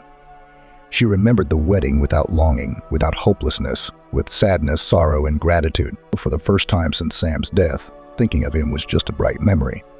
But the tears did come. To avoid spoiling people's holiday, Stella got up from the table, left the yard, and walked toward the river. She didn't want to part with thoughts of Sam. The sadness didn't hurt anymore.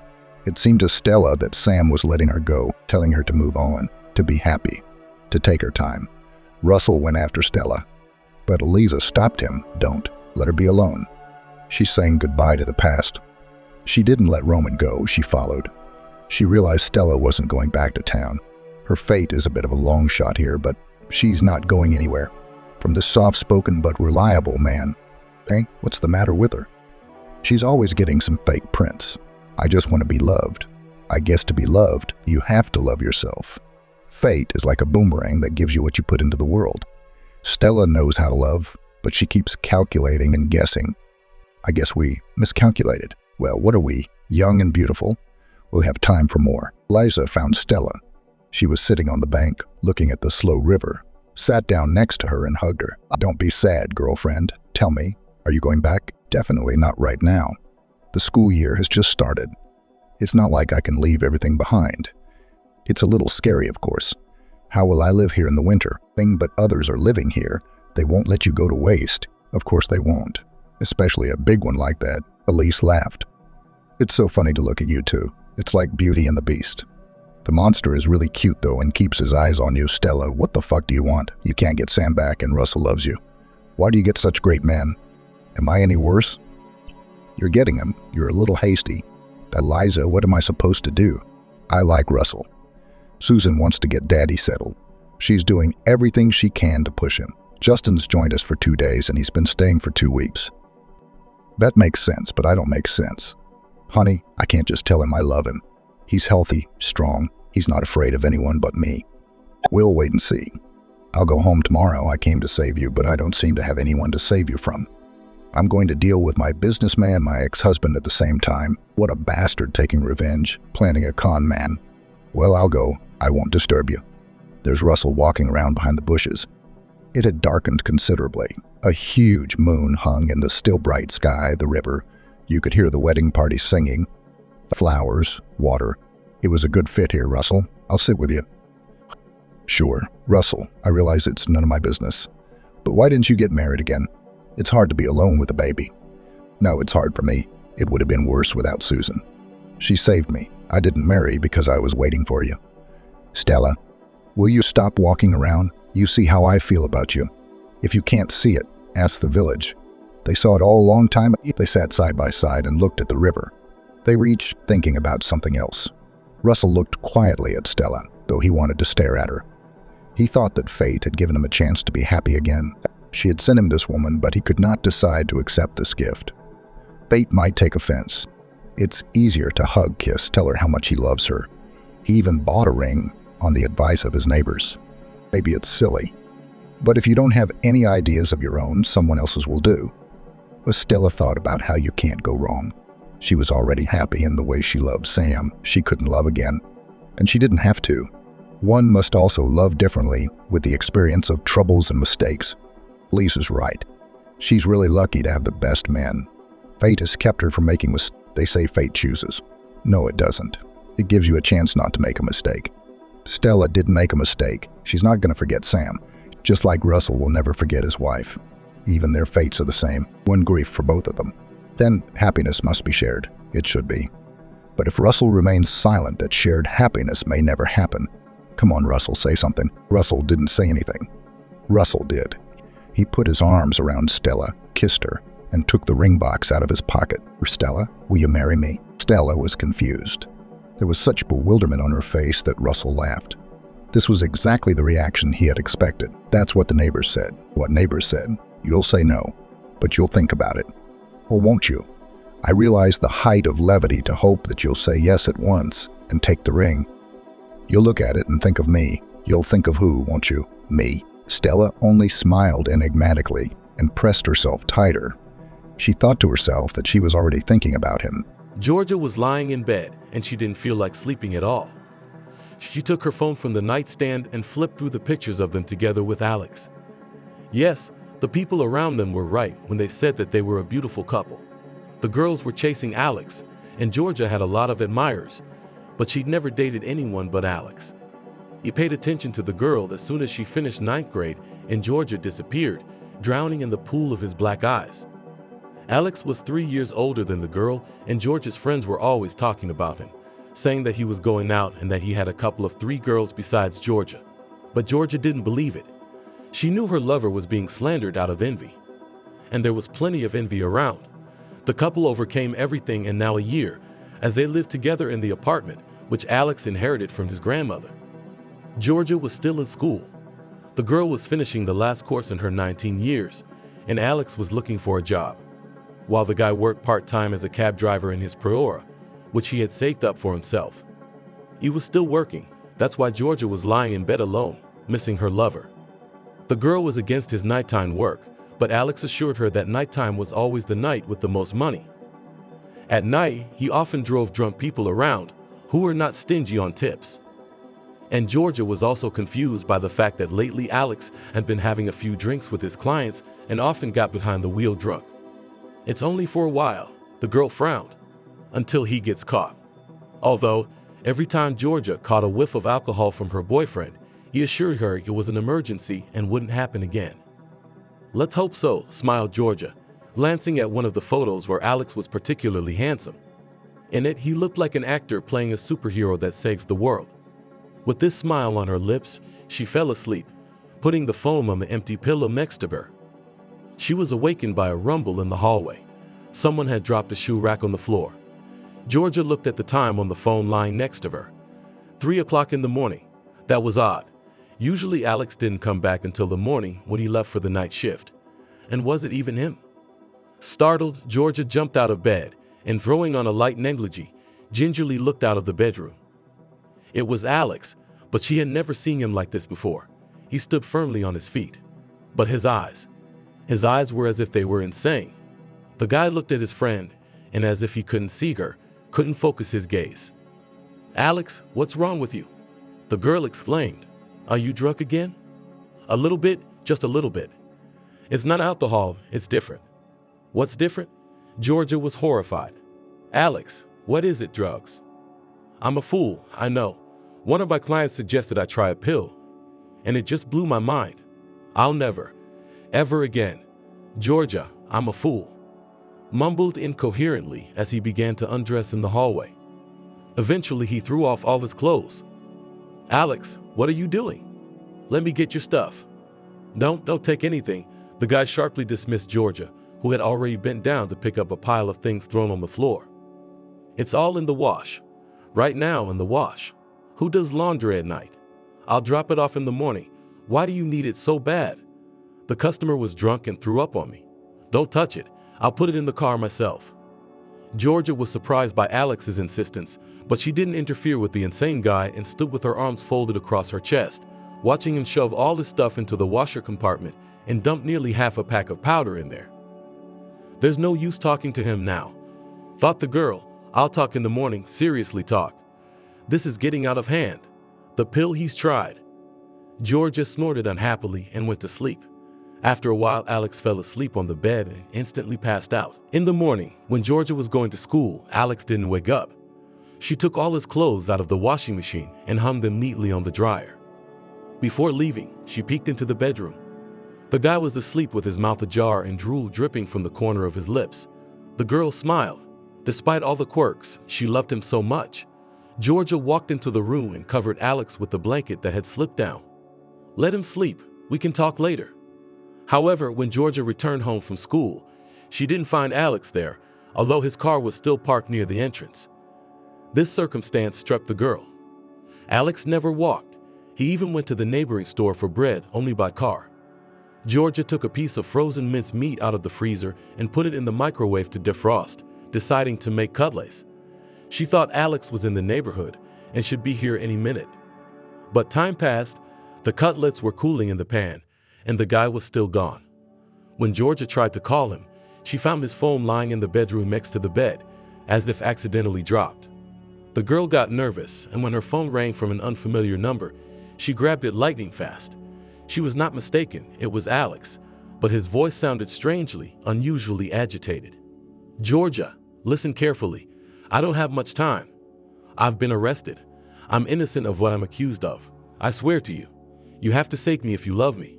When they ask you what time I came home last night, you must tell them I came home at 11 o'clock at night. You hear me, 11 o'clock. What happened?" "I don't understand anything," Georgia shouted into the phone. "What can you be accused of?" "Don't interrupt, listen to me. Just one more thing. Find some clothes I've already worn and hang them on a chair in the bedroom. If anyone asks, tell them I wore them last night." "Tell who? What's going on?" "You'll tell the police when they come to see you." "What the hell did you do? Is that why you washed your clothes last night?" "I explained to you why I was doing laundry. But in light of recent events, it might look suspicious and work against me. Georgia, trust me, please, please save me." The call was cut off abruptly, half-heartedly. Georgia stared unblinkingly at the phone, stunned. But she didn't have time to think. At the same second, the doorbell rang. She jumped up and rushed into the hallway, hoping that everything Alex had said would be a prank and that he would be standing at the door, laughing and, preferably, with a bouquet of flowers. Why didn't he open the door with his own key, though? Georgina's hand froze in midair as she was about to swing the door open, and she used the peephole for the first time in a long time. There were several policemen on the landing, and one of them was ringing the neighbor's doorbell. The girl's heart raced. What had Alex said about what time he got back? What about the clothes? Georgia rushed into the bathroom. There, from the basket with dirty laundry, the girl took out the jeans and sweater already worn by Alex, and running into the bedroom, hung them on the chair next to the bed. The doorbell was already ringing very insistently, and Georgia was taking her boyfriend's clothes from the dryer, which had had time to dry. Only then did Georgia open the door. Uniformed men piled into the apartment, leading two senior citizens from the apartment across the hall. Interrogators, for some reason Georgia immediately realized, though she had never encountered such a thing. A paper was shoved in the girl's face. She didn't have time to read anything on it, and the apartment was searched. Then Georgia was asked what time her roommate came home. 11 o'clock at night, squeaked the girl. "Are you sure?" Raised his eyebrows at the young man in civilian clothes. "I'm absolutely sure. We watched TV and went to bed at 12. Georgia hadn't expected herself to be such a vigorous liar. Alex's voice was always in her head, begging her to save him. When she was asked what clothes Alex had been wearing yesterday, she pointed her finger at the sweater and jeans she had taken out of the dirty laundry basket a few minutes before. The next day, first thing in the morning, Georgia was sitting in the office of the same young man who had interviewed her in the apartment during the search. She realized that he was the investigator in charge of the case. But what kind of case? "Can you finally explain to me what you're accusing Alex of? What happened?" "You don't know yet?" The investigator was surprised. "Wow. Are you living in isolation? The whole town is buzzing about this tragedy, about the 11-year-old girl who was found." "The same girl?" Georgia was horrified. "The one who was murdered last night?" "Yes, she'd been strangled and abused. She was found on the outskirts of town, behind an abandoned stadium." When Georgia realized what the coroner was trying to charge her boyfriend with, she was kind of relieved. If Alex had been accused of killing someone in a drunken brawl, for example, then yeah, she'd think she was covering up for the killer. But here, a girl. Alex couldn't have done that. So George is doing the right thing by saving him. All the investigator has to do now is find someone to pin this case on. Georgia nervously grabbed a piece of paper from the desk and began to write a statement that Alex had come home at 11 o'clock at night and had never left the apartment. The elderly investigator looked with mute reproach at the bowed head of this beautiful girl, carefully choosing and writing words on paper. "Are you sure of what you are doing?" the man asked quietly. "This girl, she's a child. Whoever did this to her is not a human being. It's a beast." "That's right." Georgia was furious. "That's exactly what I understand. Only a monster could do such a thing. What's Alex got to do with it?" "I'm telling you, he was home at 11 o'clock at night." "What makes you think he had anything to do with it?" "I'll tell you why. This girl's mom is a nurse and she was on the night shift. As usual, she called a cab and put her daughter in the car. She herself personally escorted the cab driver to take the girl to her aunt's house, where Selena always slept over when her mom worked the night shift. It was 10 o'clock at night. The cab driver, as you yourself probably realize by now, was your Alex. He doesn't deny that, except he says he drove the girl to her destination. But she never made it to her aunt's driveway. At about 5 o'clock a.m., her body was discovered by a homeless guide who hangs around the abandoned stadium. He claims to have seen the prior pulling away from the stadium at 3:30 in the morning. Except the homeless man couldn't see the license plate number in the dark. Forensics says the girl was strangled after 2 o'clock a.m. and now, knowing all this, you're still going to say that Alex was home at 11 o'clock at night? Of course I will. Georgia was indignant. Listen to yourself. Alex put the girl in his car at 10 o'clock in the evening, and the crime was committed at 2 o'clock. How can you imagine that? What was he doing with her all that time? You don't want to know what he was doing, the investigator sighed. I wouldn't want to know it myself. I've worked in the police for a long time, but this is the first time in my practice. I'd rather retire than realize that such people walk the earth. Exactly. That's right. Georgia almost cried. They are. And my Alex is not like that. He's just a normal person. He has his faults, of course, but he's not a monster. He would never do something like that. There, I've written it all. I've written the truth. When will you release Alex? Well, the investigator curled his lips, running his eyes over the nervously written lines. We'll let him go soon, we'll have to. You provided an alibi for your Alex, but I advise you to think hard about perjury. There's no perjury. I wrote the truth. Let Alex go. Alex was released after lunch, and all this time Georgia did not leave the police building. She waited on a bench near the duty officer. As she sat there, she noticed a drunken black woman walking by with a loping gait, and having looked closely, I realized that the woman was not drunk at all. She was staggering from something else, and her face seemed black by association, as if blackened by grief. The woman was still young, a little over 30, and her beautiful blonde hair waved out from under a crookedly tied black scarf. Georgia didn't know why the word black came to mind when she saw her. Georgia had a suspicion who this woman, blackened with pain, might be, and she wasn't wrong in her assumption. It so happened that Alex, accompanied by a policeman, came out to Georgia at the same time as that woman, who came back from the depths of the building. When she saw the guy, she howled like a wounded she-wolf and threw herself at him, clawing at his hair. "Ooh," howled the woman, "it's you, it's you." The policeman accompanying Alex was barely able to tear her away from the guy, who looked around in a huff and made no attempt to defend himself.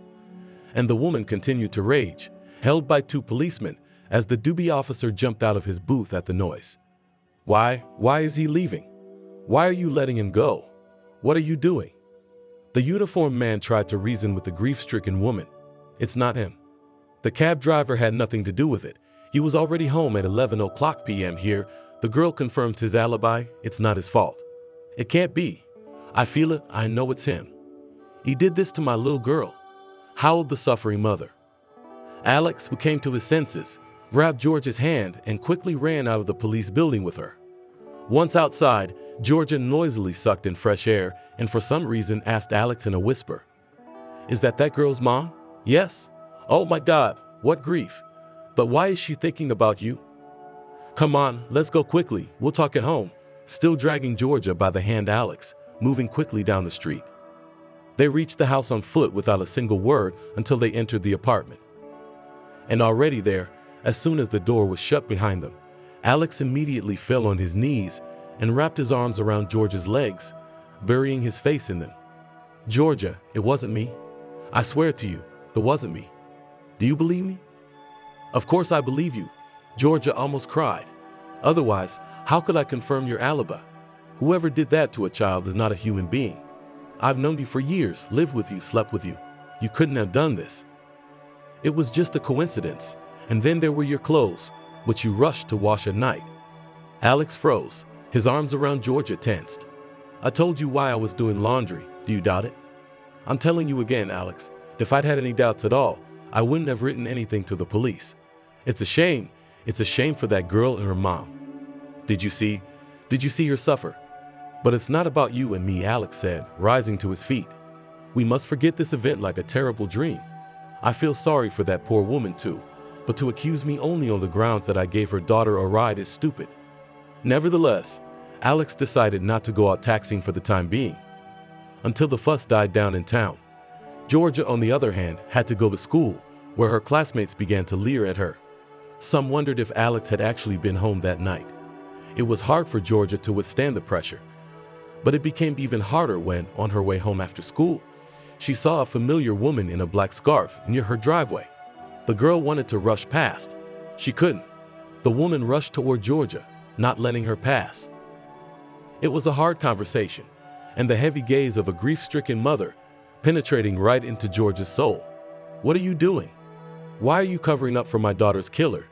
He was only released based on your testimony. Because it wasn't him. It's not him. Georgia was screaming hysterically. I don't know, the woman stared hard at Georgia, whether you're covering for him willfully or not. If not intentionally, then I'm begging you, wake up, open your eyes. The woman didn't want to let go of Georgia, and her words became more and more threatening. The girl could barely break free and ran into her driveway. Mom, we'll probably move out of this town. Alex has already filed an advertisement for the apartment, Georgia said without looking at her mother, and continued to roll out the dough for dumplings. The girl had been visiting her parents since morning, but she couldn't start this conversation. Georgia's mother froze, her hand stirring the mincemeat frozen in the air. I don't get it. What do you mean you're moving? Where do you think you're going? What about your wedding? We decided we're not getting married. We're going to get married, and that's it. No celebration. Alex got a good job offer, but it's in Washington. We're going there. What the hell is this? What do you mean you're leaving? What's going on? Is this about the whole dead girl thing? But it should be obvious to everyone that Alex couldn't have done it. He was with you at the time, wasn't he? Of course he was, Mom, but you can't prove it to people. Some people keep looking at us. Georgia really downplayed the problem. Squinting wasn't the right word. It was more like stalking. Georgia had graduated with all her friends gone. Her classmates wouldn't talk to her. And Alex's car, parked in the yard, was constantly smeared with shit and bad words written on it. Alex and Georgia understood why this was happening, because the dead girl's mom, Maria, kept telling everyone that Alex was the real killer and Georgia was covering for him. Georgia's mom didn't know all this. The girl didn't want to worry her parents with such stories. Georgia, I still don't understand. What, Washington? It'll all blow over. People will calm down. And the police, after all, have to find the real killer. They don't seem to be in any hurry to find him. Georgia sighed bitterly. And Washington's already taken care of, Mammy.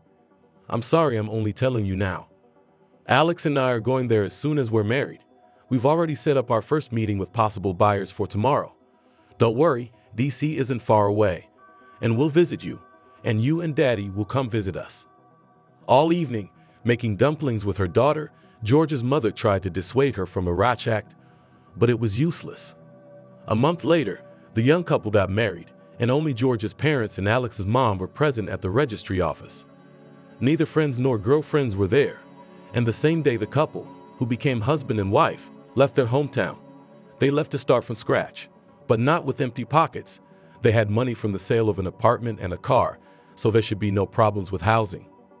At the same time, in another part of the city, Maria, the dead girl's mother, was being processed for treatment in a psychiatric clinic. She was persuaded to go there by her own sister, fearing that the woman had begun to go mad.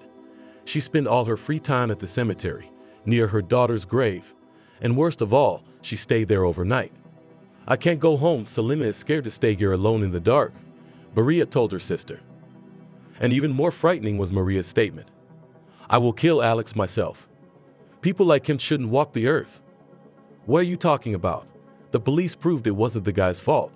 Of course, Selena had his marks on her body, but that can be explained.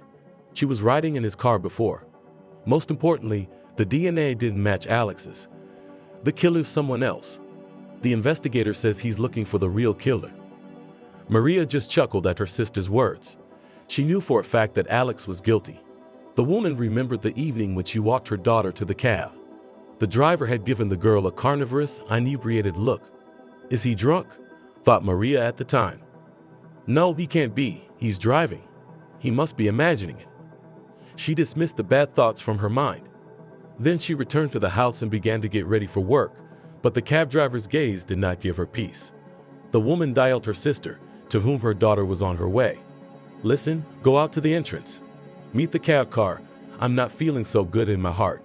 Selena left in a Priora. The sister fulfilled Maria's request. She came down and stood near the entrance for a long time. And as she later claimed, no Priora had driven by. The cab driver claimed that he drove the girl, just for some reason, dropped her off at the corner of the house, as if Selena had asked him to do so. Maria was sure the cabbie was lying. She saw him as a beast in her heart. And when the woman told everyone she was going to kill Alex, she wasn't lying. She was preparing for it. Maybe she would have done it already, except Alex stopped leaving the house. Maria often sat hidden on the playground in the yard of his house. Only his girlfriend came out of the entryway. The woman looked at her and wondered whether she was covering for her boyfriend intentionally, and could not make up her mind. And then Maria went into a psychiatric hospital. This was taken care of by her sister, very worried about the mental state of a relative. Maria came out of there only after a few months. First, she went to the cemetery to her daughter, and then her feet led her to Alex's house. The familiar Priora wasn't in the driveway. Did he go out to work as a cab driver again? This can't be allowed, thought Marie.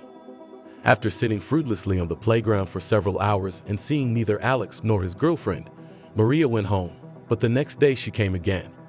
And only on the third day of her duty on the playground, the woman decided to approach some grandmother coming out of a familiar entrance.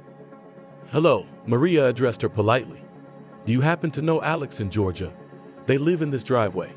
I know, why wouldn't I know, blared the grandmother with faded eyes. But you're too late, sweetheart. They sold the apartment a month ago. Really? Do you happen to know where they moved? Maria asked with a sinking heart. I know for sure that they moved to another city, but I can't tell you which one. I wasn't privy to such details. I only heard that Alex was offered a good job there. Maria walked down the street with an uncertain gait. Well, that's it. Alex's trail was lost. Where to look for him now? Or maybe it's for the best. Life will punish this guy if he's guilty. Marie needs to pull herself together and move on with her life. That's what the psychiatrist tried to tell her. She needs to get a job so she can be around people. Oh, and her sister's been pushing her to stay with her for a while, so she won't be alone. Should I take her up on her offer? While in the psychiatric hospital, Maria was a little angry with her sister. But on mature reflection, she realized that her sister only wished her well. Perhaps Maria herself would have done the same thing if she were in her sister's shoes. Her depression was worsening, threatening to spiral into dire consequences. Even now, after leaving the hospital, she'd come here to see Alex, but then life had decided she shouldn't have met him. Maria didn't go back to her house that night, where everything reminded her of her daughter. She went straight to her sister's. A few days later, she went to work. The sister began to think that Maria had coped with her grief, was able to pull herself together, although she continued to visit the cemetery and the police almost daily, as if to her home. The elderly investigator in charge of the case began to hide from Maria because he had nothing to say to her. The case remained unsolved. Georgia staggered from foot to foot, ducking her way around the apartment. Her hand had been stroking her large belly involuntarily since this morning, as if trying to calm a baby that was on a rampage. And admittedly, Georgia wasn't feeling so good. Her stomach had been aching for hours. And then Alex wouldn't come home from work. He knew that labor could start at any moment, so he could have stayed on. Alex was lucky to have a job. They hadn't lied to their parents about that when they left their hometown. In Washington, D.C., Alex had been hired by a large company as an engineer by training. The fact that he was hired with no work experience was a huge stroke of luck. And Alex worked hard to prove himself, often staying late at work. The bosses began to appreciate him for this. Everything went smoothly with the apartment too. In Washington, they bought an apartment no worse than the one they had in their hometown. Only it was unrenovated, But that would be done eventually. Postponed indefinitely now, sighed Georgia. We've been saving up for it, and Alex bought a car with it, and he got a loan. Suddenly, Georgia's stomach was pierced with pain, and sweat trickled down her legs. What is it? Has it really started? Where's Alex? Georgia grabbed her cell phone off the table and, fighting through the pain, dialed her husband. Alex, where are you? I think it's starting. I told you to come home on time. I'm already pulling into the yard, the guy answered excitedly. Is it really starting? Can't you come down by yourself? No, don't try. I'm already running. I'm running after you. In 10 minutes, Alex drove his wife to the maternity hospital, trying to drive the car quickly, but carefully, as the girl cried out at any shaking. It's nothing, nothing. We'll be there soon. We'll be there soon. Alex kept saying like an incantation, anxiously looking at Georgia. Georgia's labor was relatively easy. A couple of hours after she arrived at the hospital, the midwife gently patted the big girl's bottom as she let out a loud cry. Wow, what lungs we have! How we're screaming! What a good girl! A girl? Georgia asked in a weak voice, lying with slick, wet hair. A girl, smiled the midwife. Did you find out the sex of the baby at the ultrasound? No, my husband and I decided to let it be a surprise. Well, it's a good surprise. We girls are always better than those bullies. Isn't that right? The midwife winked at the exhausted woman in labor. But only Georgia herself was not sure whether Alex wanted a girl or still, like most men, dreamed of a son. When the girl recovered a little, already in the ward, she found the strength to take the phone and informed Alex very carefully, waiting for his reaction with tension. Girl. Great, shouted her husband into the phone. I have a daughter. Thank you. Georgiusz, I'm so happy. When can I visit you? Is it okay if I report to work tomorrow? I have to celebrate the birth of my daughter. Celebrate? Georgia was surprised. Are you going to drink? That was really weird. He hadn't had a drop to drink since that terrible event in their hometown, the day Alex had been blamed for it. It just sort of came out of the blue. Georgia didn't demand it of her husband, but Alex didn't drink. That's why the girl was so surprised now. No, how can you not drink in honor of such an occasion? Don't worry, I'm not going to get drunk. I'm going to get my coworkers drunk. Let them all be happy that I became a father. Whether Alex got drunk the next day or not, Georgia never found out. But most likely he was drunk because he didn't call her for almost 24 hours. And when he did, he spoke in a muffled voice. The girl turned out to be healthy and Georgia was discharged on time. Alex came to the discharge with a bunch of balloons and a huge bouquet of roses. He gently took the baby in his arms and looked into her face with delight. How small she is, the boy whispered. My daughter. Let's go home. Your mom's waiting for us. Georgia's mom came to stay with them for the first time after the baby was born, to help her daughter, which Georgia was very happy about. Yeah, and Alex didn't mind. He was one of those rare sons-in-law who found it easy to get along with his mother-in-law. He was a great dad, too. After his daughter was born, he stopped working late. Alex flew home with all his legs and did not let the baby out of his arms all evening. What an attentive dad Alex is. Georgia's mom nodded her head with a smile. It's rare to meet such fathers. Your dad was afraid to hold you until you were a year old, and here, look, does not leave the baby. The girl remained a baby for almost a week. The young parents could not agree on a name for the girl. For Alex it seemed super important, and he offered his own names, which, well, just categorically did not like Georgia. The mother-in-law was getting tired of listening to the arguments of young parents. My daughter cannot be called an ordinary name. Her name should be the most unusual and beautiful. After all, she herself is an unusual beauty, said Alex, suggesting old names from which Georgia only wrinkled her nose. But at one point, she was interested. What did you just say? What was the last name you said? Alice? Alex perked up. Alice, Alice, as if tasting us, Georgia repeated several times. Why, you know I like it. Maybe we'll call it that. No way. No way. Georgia's mom looked out of the other room. Finally, you two agree on something. Will you share with me what name you like? And so, a week after she was born, the baby girl became Alice. Georgia's mom, after staying with the young ones for a couple of months, decided to go home under the persistent pressure of her husband, who wouldn't stop calling her. But she promised to come back often. The woman liked being with her daughter's family. Alex and Georgia had lived quite peacefully before, but with the arrival of a child in their apartment reigned happiness. Alice grew up and developed quite well. By a year she was running around the apartment, waiting for her daddy to come home from work. Daddy came and the first thing, right in the hallway, knelt down on his knees and spread his arms apart, and to him ran, pouring with happy laughter, Alice. Georgia always looked at this with a smile and rejoiced, though she was a little jealous of her daughter. It seemed to her that Alice loved her daddy more than she loved herself, though she still sat with her on maternity leave and didn't even think about going out to work yet. Georgia had never imagined that Alex would be such a father. He was a father to Alice. One evening, watching her husband lying on the floor, trying to build with her daughter something from the constructor, Georgia suddenly thought, and this man was once tried to accuse of such atrocities. What a good girl, I was not afraid to defend him, not afraid to lie. I was right. Alex has become the kind of father you'd expect to find. If the coroner saw him now, he'd be ashamed of his suspicions. Georgia's mom was walking down the street when a young woman's voice called out to her. Looking closer, the woman recognized Anna, an old friend of her daughter's with whom Georgia had stopped talking after the famous events. "Hello, how are you?"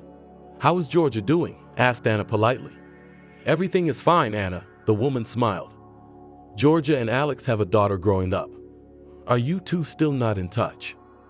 "You know, that's what I'm talking about. I miss Georgia so much, and now I'm about to go to Washington. That's where they moved, right?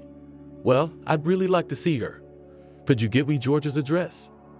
"Yes, of course," rejoiced Georgia's mother, who was a little hurt that all of her old friends were no longer in touch with her daughter. "I'll text you the address now."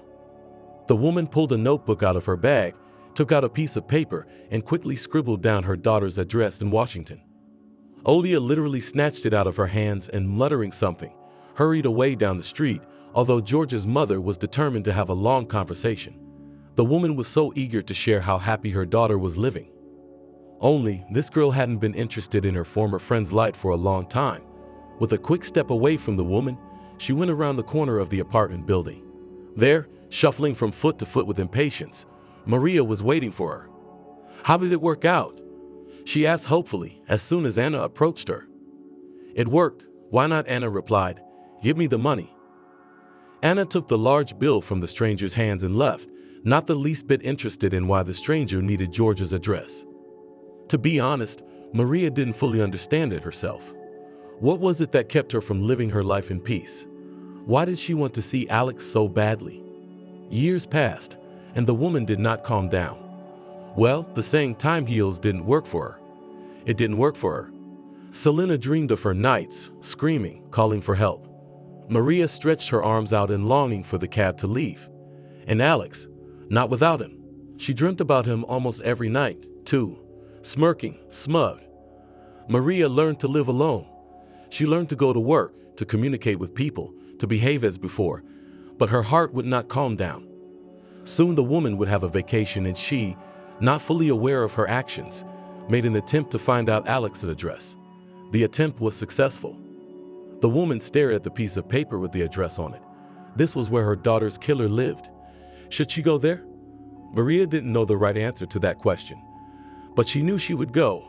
Maybe she wanted to see that Alex was also unhappy, that the past did not give him peace of mind, that he received some kind of punishment, at least moral. It can't be that having done such a thing, this guy lives enjoying life. A week later, Maria went on vacation, and a couple of days later the train took her to the not-so-distant Washington.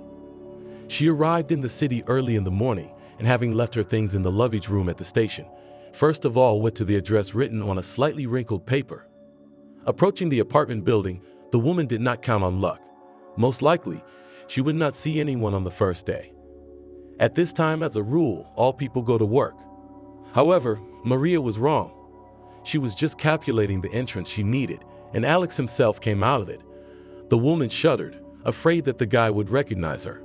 However, his eyes slid over her indifferently. Alex stopped, holding the door, and a little girl of about 5 years old followed him. "Hurry up, daughter, or we'll be late for kindergarten," Alex told her. Maria felt as if she had been stabbed in the heart. She walked a little farther and stopped, pretending to tie the laces on her high boots. The woman continued to watch and saw everything. She saw how Alex, shaking his head at the sight of the huge puddle, did not hesitate to grab the girl in his arms so that she would not get her feet wet. How he lovingly placed his daughter in the child's seat and buckled her in for safety. In all of this young man's movements, a great love for the little girl slipped through. The car drove away, and Maria stood frozen in place. Tears of resentment came to her eyes. So that's how it is. Well-dressed, well-fashioned Alex is quite happy. He carries his daughter in his arms, smiles at her, having deprived Maria of her girl. Why is that? Why is that?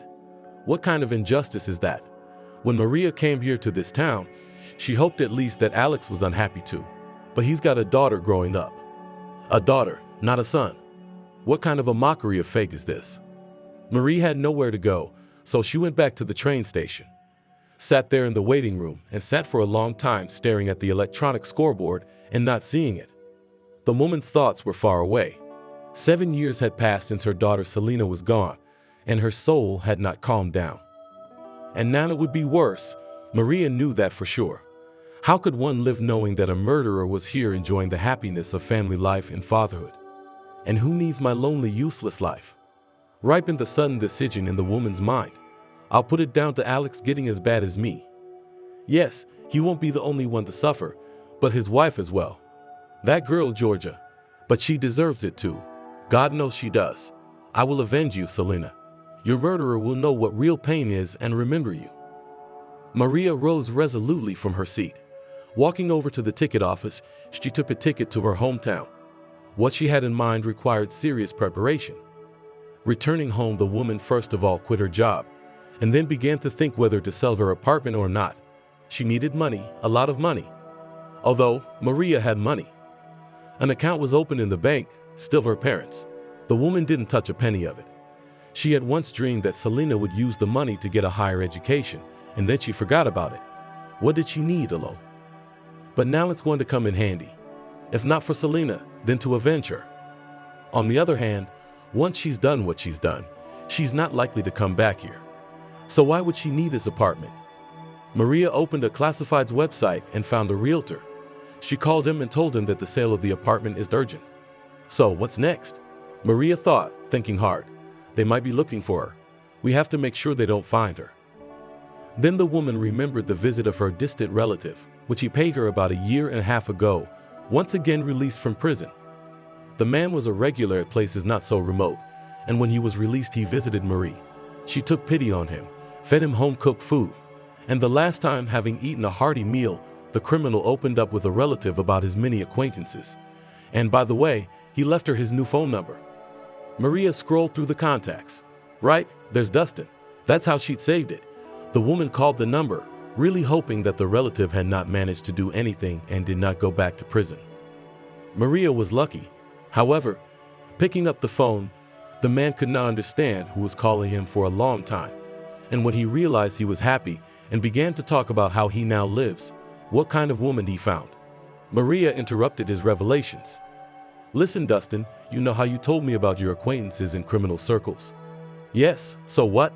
The man was wary. Now I need to make use of your connections. Don't ask me why, but I need new documents. Is that possible? Nothing is impossible, Dustin smirked, but it's very expensive.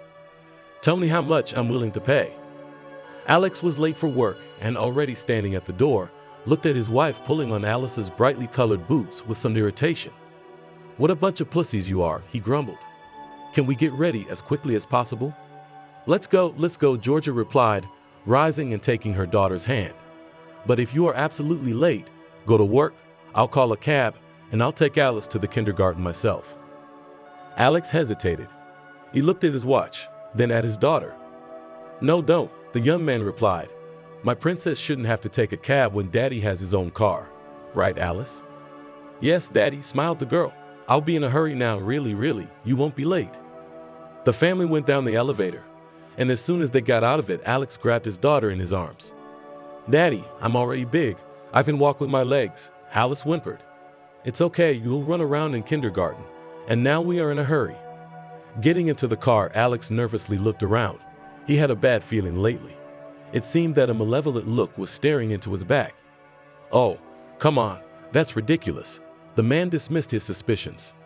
I'm beginning to see something. I'm overworking, I guess. Alex did work a lot, but it was worth it. The apartment had long ago been made expensive repairs, and the man's car was already much more solid than in the beginning, when they just moved to Washington. The family lived well, and little Alice did not need anything. Her father fulfilled her every whim, which was often dissatisfied with Georgia. So the other day, she and her husband had a dispute over a cell phone given to their daughter. Alex, but it's too early for Alice. No one carries a cell phone to daycare. But my daughter will. Alex cut her off. And if anything goes wrong, she'll call her daddy. Yes, Alice? He winked at his daughter. A little later, Alex regretted his words. Alice called him nonstop and distracted him from his work. Now, taking his daughter to kindergarten, the man decided to talk to her. Alice, listen, I am very glad that you have learned to call on the phone, but let's make a deal with you so that you will call me only in extreme cases, when something really serious happens. The rest of the little things like Frank getting cereal on his face, you'll tell me in the evenings when I get home from work. Deal? What's an emergency? The kid was wondering. What serious thing would have to happen for me to call you? Georgia, sitting next to her husband in the front passenger seat, grinned. She immediately understood the danger of such a gift to her daughter, and on the first day, she had explained to Alice that when her mother was at work, she should not be disturbed. But Alex tried to do it only now. And that could not formulate his request. Look, Alice, seriously is when, for example, you hurt yourself. God forbid, of course, or someone's hurt you. That's when you call me. Daddy will take care of it. Okay, Daddy, I understand. Alice nodded importantly. Frank was mean to me just yesterday. He said I'm a chatterbox because my mouth never closes. When he insults me like that, can I call you? Georgia was already laughing openly, and Alex sighed heavily. No, Alice, you don't understand. It doesn't count as an offense, but if Frank had beaten you. As they talked, the family drove to the daycare center. And although Alice was taken there by her mother, Alex hurriedly jumped out of the car to kiss his daughter. Already entering the gate, Georgia looked back. Alex, will you wait for me, or are you running late? I'll wait for you, of course I will. Just hurry up. Don't take too long. Understood, said Georgia and turned to her daughter. All right, Alice, let's go. Feet, feet, feet, hurry, hurry. Daddy's in a hurry. Georgia was happy. Why shouldn't she be? A full house, a handsome, loving husband who couldn't get enough of their child. The girl went to work. She got a job in the personnel department of the very enterprise where Alex worked. He was the one who got her the job. Georgia's salary was small, but it did not embarrass them. Alex received more than well. In the HR department, her female co-workers looked at her enviously when her husband would pick her up on his lunch break and they would go out to eat together. There was a lot to envy. Alex, who had once been just a handsome guy, had turned into a very prominent young man. Georgia jumped out of the daycare center without paying attention to the cab car that had just stopped behind Alex's car. For some reason, no one was in a hurry to get out of it. Maria was in the cab, and she was paying the fare and stalling on purpose, not wanting to get out until Alex and his wife drove away. Just because he didn't recognize her didn't mean Georgia wouldn't either. Women tended to be more attentive, and Alex himself had been acting a little twitchy lately, always looking around when Maria was watching him. It seemed that the man could feel her angry, hateful gaze. Finally, Maria saw the car ahead of her drive away. Then she too got out of the cab. There they were, the gate of the garden. Maria had already examined this very garden from the outside, coming here every day as if it were work. The woman already knew the schedule of children's walks, knew all the teachers by sight. The woman already realized in whose shift she would try to take Alice away. Of course, the shift of the youngest one, who was always on the phone while the children were walking. Children usually walked in the yard. It was necessary to go around the block, and there, from behind the usual fence, easily visible playground for children. There, before lunch, the children who were taken out for a walk played noisily. Opposite the fence was a park. You could walk in it without arousing suspicion or sit on a bench, which Maria had been doing for more than a week. The woman knew the weak spot in the fence, and what there was to know. She herself, with her own hands, bent a leaf, having come here one evening, when there was no one in the garden except the elderly watchman. Now, the only thing to do was to choose the moment when Alice would come close to the gap in the fence. Maria was on duty every day, but there was no chance. Either the teacher was from vigilance, or the girl played far from the fence. And so, In the second week of her observations, Maria noticed Alice near the fence. The woman's heart beat faster. She raced toward the garden. It was now or never, Maria decided. The teacher was the same one, a young woman who paid little attention to the children. The woman pulled back a leaf and called out in a loud whisper, "Alice, come here, girl." The child wondered who it was calling her name. The girl approached and, tilting her head, peered through the hole. "Who are you, Auntie? How do you know my name?" "I'm an acquaintance of your daddy's. He's waiting for you around the corner, and he's got a surprise for you. Come on, get out of the hole. You and I will go to him." The girl incredulously furrowed her brow, looked at her unfamiliar aunt. "Why is he waiting for me around the corner? Why didn't he come for me himself?" "I told you, Daddy has a surprise for you. Why do you doubt it? Your dad's name is Alex and your mom's name is Georgia. Isn't that right?" "Yes, it's true," nodded her head importantly. "And what surprise has my daddy prepared for me?" Alice became very curious. "All right, so be it. Pretend, sighed Maria. "I'll tell you, but you still be surprised when Daddy presents." "Okay. Daddy brought you a beautiful fluffy kitten. He couldn't wait till the end of the day. You wanted to make you happy." "A kitten?" joyfully shrieked Alice, so that Maria was even afraid, as if this shout did not attract the attention of the teacher. The young teacher did not lift her head from the phone. The little girl slipped unnoticed through the hole in the fence and trustingly followed the unfamiliar aunt, waiting for a kitten from her daddy. Georgia was on her lunch break, so she and her husband were having lunch at a cafe not far from the business where they both worked. The girl's cell phone was on the table next to her, and Georgia was a little surprised to see the name of her daughter's teacher's fatherland pop up on the screen. Still, her heart didn't sense trouble until she picked up the phone. Georgia listened in silence for a while. Then her face changed. "What are you talking about? How could this happen? What do you mean she's nowhere to be found? So you're telling me that after the walk, you didn't notice Alice was gone? And you only realized she was gone when you saw the empty bed when the kids went to bed at bedtime? Are you serious? Stop crying and find my girl. We'll be right there." Tensely watching his wife's conversation, Alex jumped up from his seat, almost knocking over the table. What's wrong with Alice?" Georgia raised frightened eyes at her husband. "The teacher says she's missing. Allegedly, after the walk, Alice didn't go indoors with the others." Wait, how can that be?" Alex excitedly took his cell phone out of his pocket. "I'm going to dial her now. I'll call Alice." "You forgot. She has her own phone now." The man started calling his daughter, putting her on speakerphone. The husband and wife listened tensely to the long beeps and were already desperate when the other end picked up the phone. "Alice, daughter, answer." "Where are you?" Alex shouted. "Alice can't answer now," said a very vaguely familiar female voice. "Who are you? Why you have our daughter's cell phone?" "Maybe because I have your daughter. I took the girl's phone away from her. She won't need it anymore," the woman replied. "Who the hell are you?" "Did you kidnap my daughter?"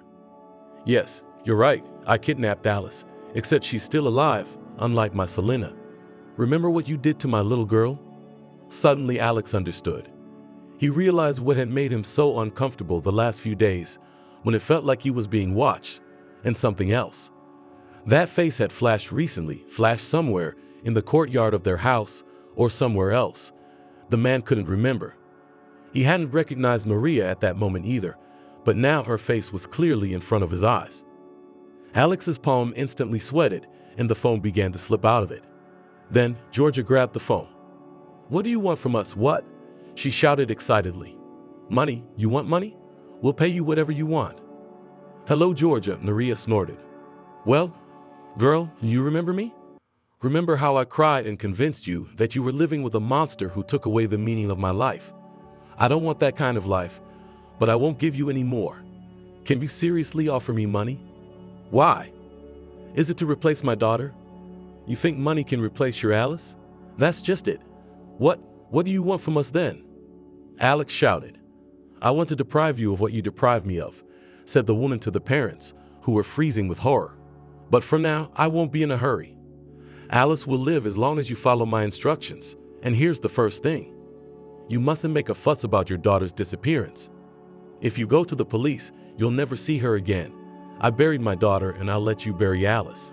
Is that understood?" How can we not make a fuss? There's already panic at the daycare center.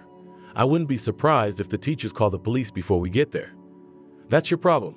You have to handle it the way you want. That's your concern. Take my word for it. If you go to the police, you won't see your daughter alive. Don't try to sneak around, I'll find out. I'll turn this phone off now and call you next time tonight. Then we'll talk about the next steps. Maria disconnected and immediately, following her word, turned off Alice's phone. Of course, she was bluffing. How could she know whether Alex and Georgia would go to the police or not? But she understood the psychology of parents who were afraid to make an extra move now. It was unlikely they would disobey her instructions. Maria hid the phone in her bag so Alice wouldn't find it and only then went to the other room. There a disgruntled little girl was whining. "Auntie, where's Daddy? You promised me. I promised you a kitten, and here he is." The woman showed her hand on a fluffy ball curled up on the girl's lap. "Why don't you play with it?" "I've already played. I want to go home to Mommy and Daddy. When are you taking me to them?" "Your mom and dad had to leave town and they asked me to take care of you. So cry me a river, you're gonna have to live here." "Then why did you take my cell phone?" "I want to make a call." "You can't call. I told you. Your parents are busy. Sit still. If you want to eat, I'll feed you now." At this time on Alice's lap moved awake from the conversation gray kitten, and the girl switched to him. "Yes, I want to eat and my kitty also wants to eat. And what does Cody like?" "Kitty likes milk, and I made you some milk noodles."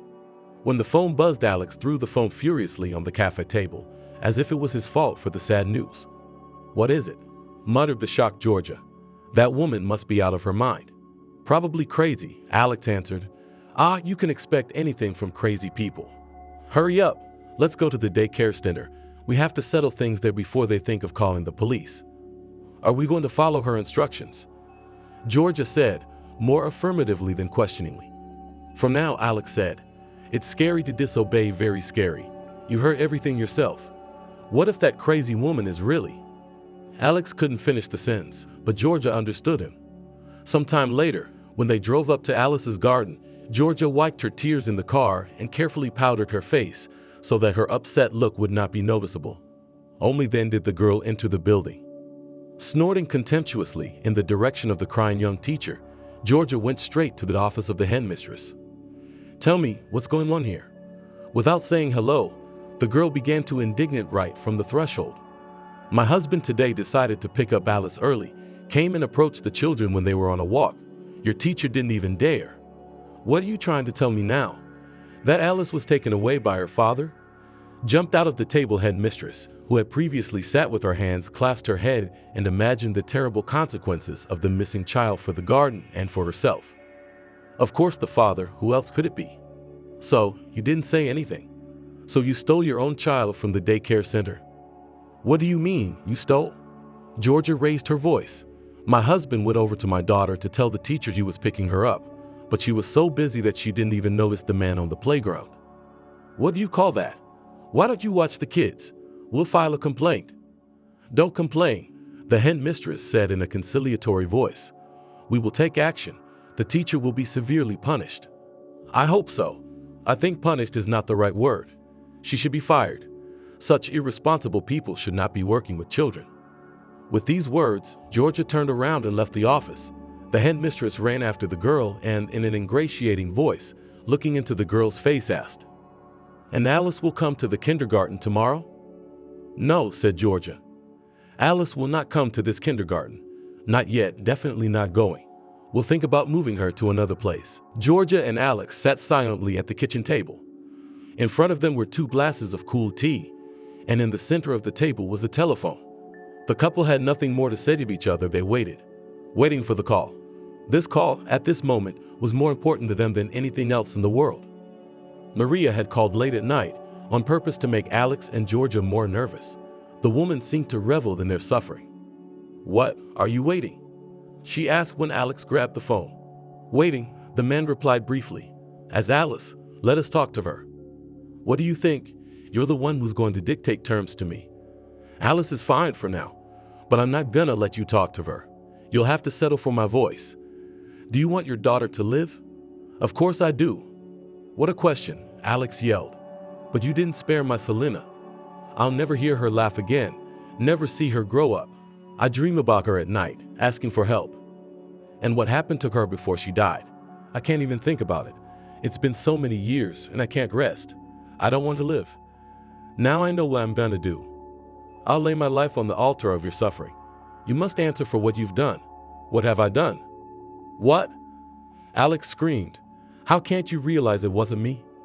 Even the coroner, after forensics, cleared me of suspicion. And not just on George's word. How can you still not understand that? I don't want to hear any of your excuses. I don't want to hear any of your excuses, Maria shrieked. Don't lie to me, you're not fooling me. I know for sure it's you. I felt uneasy as soon as I put my daughter in your car. I saw the look in your eyes, the crazy look in your eyes. Don't try to tell me it wasn't your fault again. What should I say then? Alex asked tiredly. You have to tell me everything. Everything that happened that night. Everything you did to my little girl. I need to know, no matter how hard it is for me to hear. I have nothing to tell you. Then this conversation is over. I'll give you time to think and call you back tomorrow. Just think carefully, my patience is not unlimited. Tomorrow you'll go to work and act like nothing happened. I'm warning you one last time, don't make a fuss. There were short beeps in the phone and Alex grabbed his head. This is a hopeless situation, just hopeless.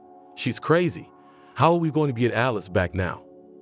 Georgia, who was sitting at the table staring at one point and listening attentively to the conversation between her husband and Maria, slowly raised her heavy gaze to Alex. Why does she say that you came after Selena in a deranged state? You really weren't yourself that night, but you told me you took a pill, felt sick, and went straight home. So you lied to me? And you were already drugged at 10:00 p.m. when you put the girl in the cab. Why else would she know that? I never told anyone what state you came home in. She couldn't have guessed. Well, maybe I took a pill before I told you. So what? What does it matter now? It makes a huge difference. It turns out you lied to me about that. It also turns out you were already out of it by 10:00 and you didn't get home until 3:00. And what did you do in that state? Taxiing. Alex snapped at me. Enough of this already. Let's think about what to do next. She'll call tomorrow, and what? What will I tell her? You'll confess, Georgia said calmly. Confess to what? Alex got upset. Everything? You'll say you didn't know what was going on. You don't remember half of it. In short, make up whatever you want. This crazy woman wants to hear a confession, so she has to hear it. You don't think this crazy woman wants me to confess for a reason? She'll probably be recording our conversation on a tape recorder. Let her record it. What we need right now is for her to get our daughter back, and then you can explain that you made it up under duress. Georgia and Alex sat in the kitchen until 3 a.m, arguing and disagreeing, deciding what they would do when Maria called again. Then Georgia looked at the glowing dial on the microwave. It's 3:00. You should try to get some sleep. She did tell you to go to work, didn't she? Of course I'm not going. Come by HR tomorrow and tell them I'm on sick leave. Now let's try to get some sleep. Georgia knew she wouldn't be able to sleep anyway, but she had no more energy to argue with her husband. In the bedroom, the girl lay on her back and lay in the dark, with wide open eyes, from which from time to time tears flowed out. Alex stirred next to her for a long time, then forgot himself in a restless half-dream. He had talked in his sleep before, but now the words turned into shouts. Alice, daughter, Alice, the man called painfully. Then his voice changed. It became different, very different. It was the kind of voice Georgia rarely heard from her husband. I will not answer alone. I won't, you hear me? It's your fault. Alex shouted in his sleep and woke up, jerking on the bed. Who were you talking to? What were you dreaming about? Georgia asked cautiously. I wasn't dreaming about anything, snapped the man. He got out of bed and headed to the bathroom to wash off the cold sweat that had appeared on his face during the dream. Closing the door behind him, Alex washed his face and stared at his reflection in the mirror. Droplets trickled down his drawn cheekbones and fell on the sink. Of course, Alex remembered his dream. In the dream, he dreamed of the man he was destined to meet that very ill-fated evening. He had told Alex his name was Donald.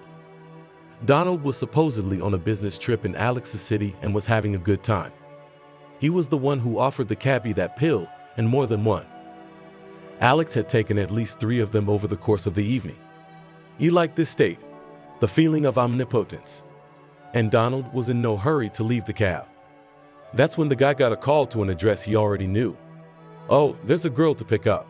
I've been there before. You pick up the girl, take her to a relative's house. Her mother pays in advance. A girl, you say? Donald's eyes lit up. Let's take the girl together. That would be strange. Alex hesitated. Her mother is seeing her off, and there's a man in the car besides the driver. All right, drop me off somewhere nearby, around the corner. You pick up the girl, put me back in the car. Alex seemed to be having a lot of fun at that moment, and he agreed. Selena's mom looked at him suspiciously, but kept silent. All because Alex, in light of what Donald had said, looked at Selena with different eyes.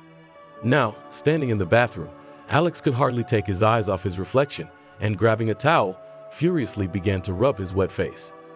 He tried so hard, he wanted so much all these years to erase the memories of that evening from himself, to forget Selena's and Donald's face. And now it all came back with such clarity. When he pulled around the corner, he put Donald back in the car.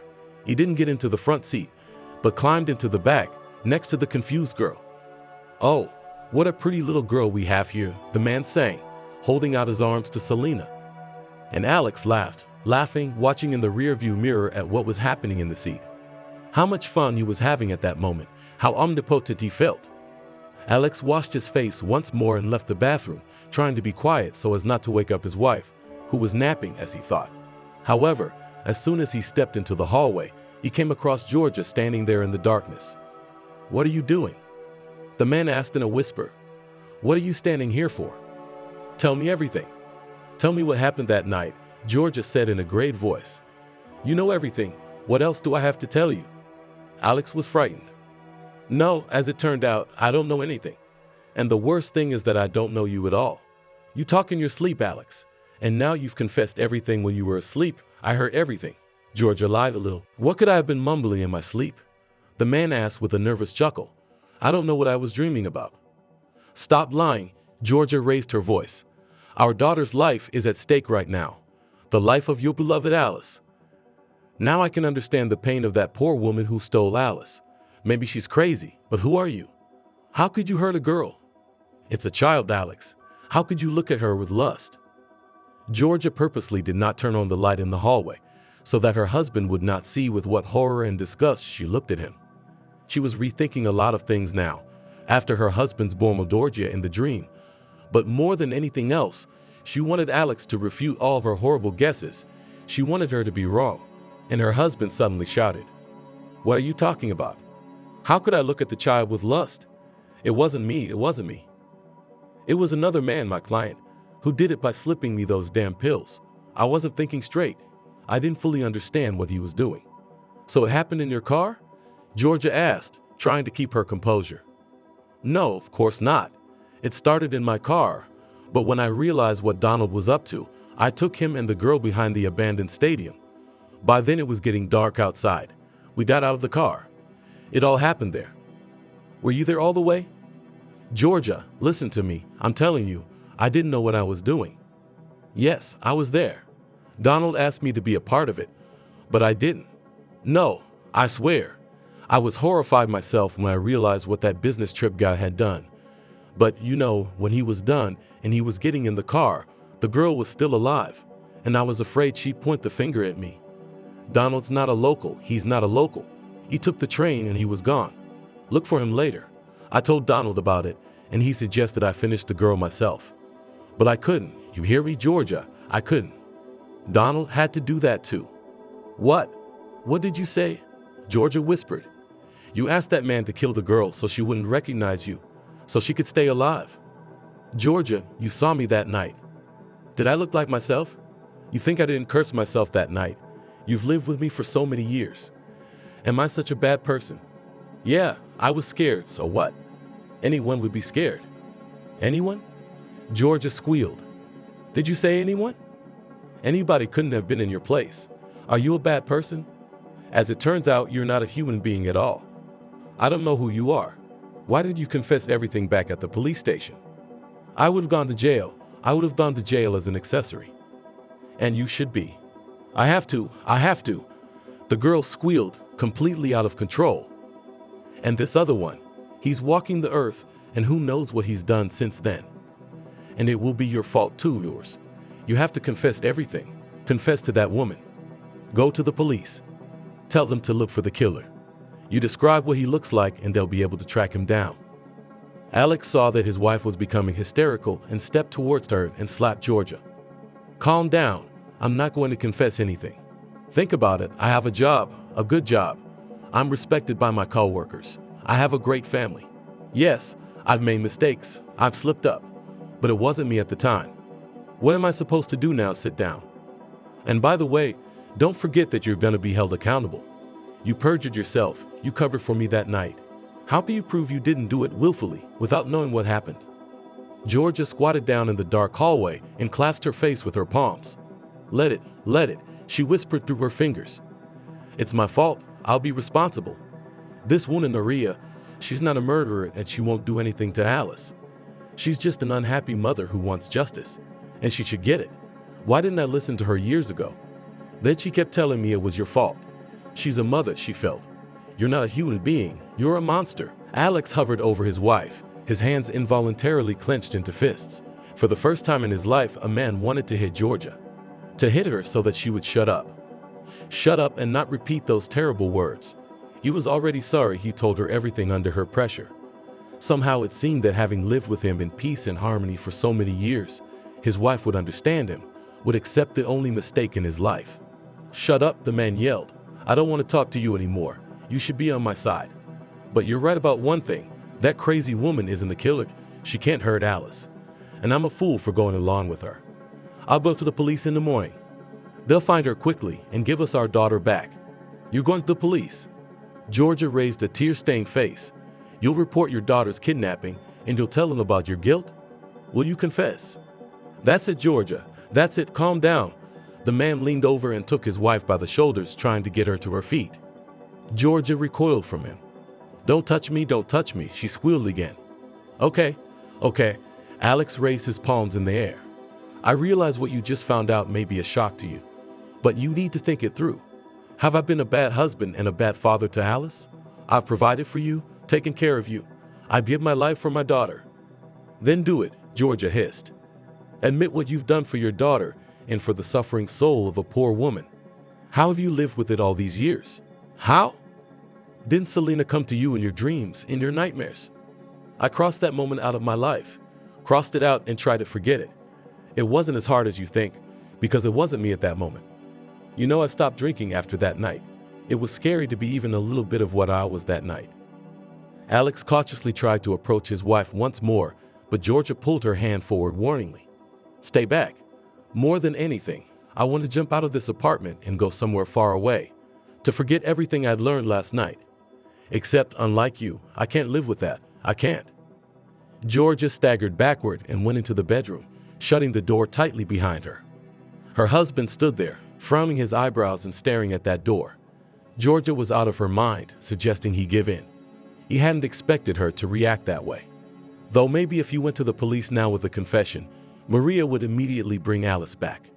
Her thirst for revenge would be satisfied. And him? Why should he suffer? That mad woman wouldn't touch his daughter anyway. It's strange that he didn't realize it right away. When Alex went to the police and filed a report about his daughter's kidnapping, they were very surprised. Why didn't you come to us right away? Especially since the kidnapper called from your daughter's cell phone. Even if she turns off her cell phone, we'll be able to pinpoint her location. Now, we can only hope she hasn't gotten rid of the phone by now. She hasn't. Alex grinned wryly. She's supposed to call from it again tonight. And how much money is she demanding from you for the girl? What did you promise her? That you would raise the necessary amount? She doesn't want money. That woman is crazy. She thinks I had something to do with her daughter's death and wants me to confess. But it's not true, Alex hastened to assure her, seeing how the policeman frowned at his last words. My innocence is proven, but this woman, unfortunately, it is impossible to prove anything. She's crazy. If she's crazy, that's a different matter. It's scary. I don't know what's in her mind. But on the other hand, she may not have thought to get rid of the phone. When the police burst into the apartment Maria had rented long before, they were very surprised. The woman was sure that neither Alex nor Georgia would go to the authorities, fearing for Alice's life. Maria judged for herself. She certainly wouldn't have gone if she'd been told her Selena's life depended on it. The cops opened the door and flew into the apartment. Alice was in the kitchen at the time, eating delicious cutlets that the strict, but at the same time absolutely not evil Aunt Maria had fried for her. Kodya, who was rubbing against the girl's leg. He also had some cutlets. One of the men in uniform came into the kitchen and took the girl in his arms. "Don't be afraid. Your name is Alice, right? I'll take you to your mom and dad." "And I'm not afraid," replied Alice. "But your daddy and mommy are gone." "That's what Aunt Maria told me. She said they had something to do and had to leave immediately. They're back and waiting for you at home." "Did Aunt Maria hurt you?" "She took away my phone, which my father gave me." "How did the girl?" "But she gave me Kodya."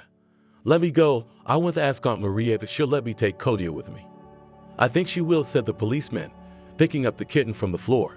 "Here, take it. Aunt Maria doesn't have time right now."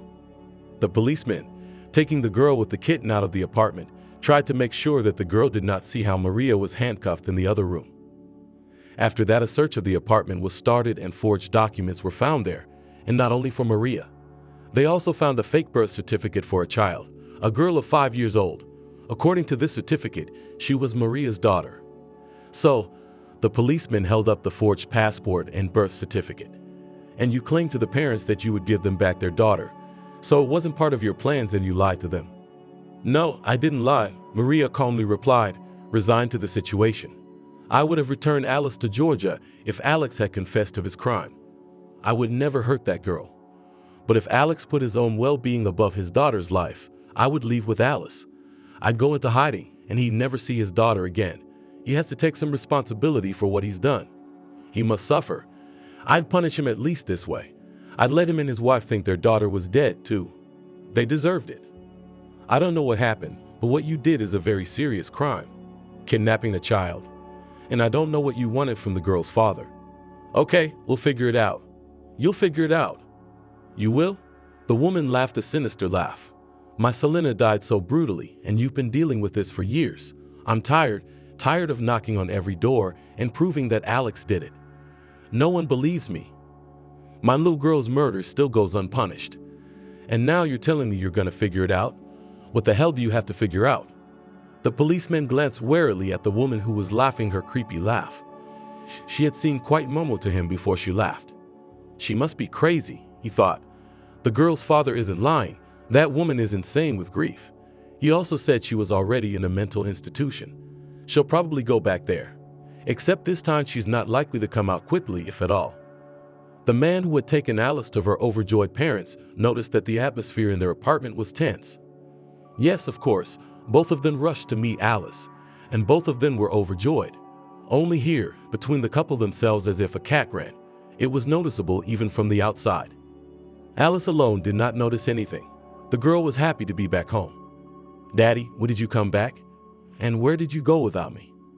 "Aunt Maria said you wouldn't be back for a while." "Aunt Maria said?" Alex frowned. "What else did she say?" "Nothing else. She gave me a kitten. His name is Kodya. Here." The girl showed her parents a small gray lump that looked frighteningly out of her sinuses. "Can Kodya live with us?" "Of course, let him live," smiled exhaustedly Georgia. "So Aunt Maria was good to you?" "I already told my uncle the policeman. Aunt Maria took away my cell phone. She's strict. Why did you decide to leave me with her?" Alex opened his mouth, ready to speak about Maria, but his wife gave him a warning look and prevented him from saying a word. Quickly speaking, "It happened, Alice, it happened. We were in a great hurry. You tell me, are you hungry? Did Aunt Maria feed you long ago?" "No, just now. She fried me some cutlets, and she let Coda have one too." Georgia saw that her daughter was quite well with Maria and did not want to traumatize her with stories about the kidnapping and that this woman could harm her. The child didn't need that information. Let her think that Aunt Maria is actually an acquaintance of theirs, and in all likelihood, she couldn't hurt the girl. Maria wanted to hurt Alex, make him confess, not hurt the child. And to some extent, Georgia understood the grief-stricken woman, though she didn't approve of her methods. But putting herself in Maria's place, she could not clearly answer how she would have acted in her place. It was frightful to imagine that she could have lost Alice, and in such a monstrous way. In fact, anyone could go crazy here.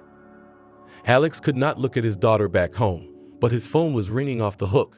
The man got tired of ringing and picked up the phone. "Okay, I'll be right there," he said curtly. "It's urgent to get to work." The man turned to his wife, who hadn't spoken to him since the night before. "The papers need to be signed. Drive Georgia through." As soon as her husband, hastily dressed, left the apartment, Georgia said to her daughter, "Alice, we're going to Grandma and Grandpa's now. Come on, get your things together." "And Daddy, why is not going with us?" wondered the child. "Daddy can't. He has work, you heard yourself. He will come to us later, when he has settled all his affairs. Let's put your things away." "And Kodia?" The girl whimpered. "We're not leaving Kodia, are we? He's coming with us to his grandparents." "Let him go," sighed Georgia tiredly, "but just so that we would not be dropped off the train with your Kodia." "Okay, on the way we'll stop at a pet store and buy a cat carrier." When Alex returned home a few hours later, he found neither his wife nor his daughter at home, only a mess in the apartment. It was obvious that Georgia had packed hastily, but still, she had time to scribble a note to her husband. "I'm taking Alice and going to my parents' house. Don't try to follow us. We won't live with you anymore anyway.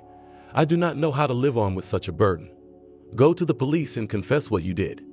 Dustin was trying to make borscht. It wasn't his first attempt, but unfortunately for the pensioner, it wasn't as good as his late wife's. She had borscht, so borscht, but the man's was just red water.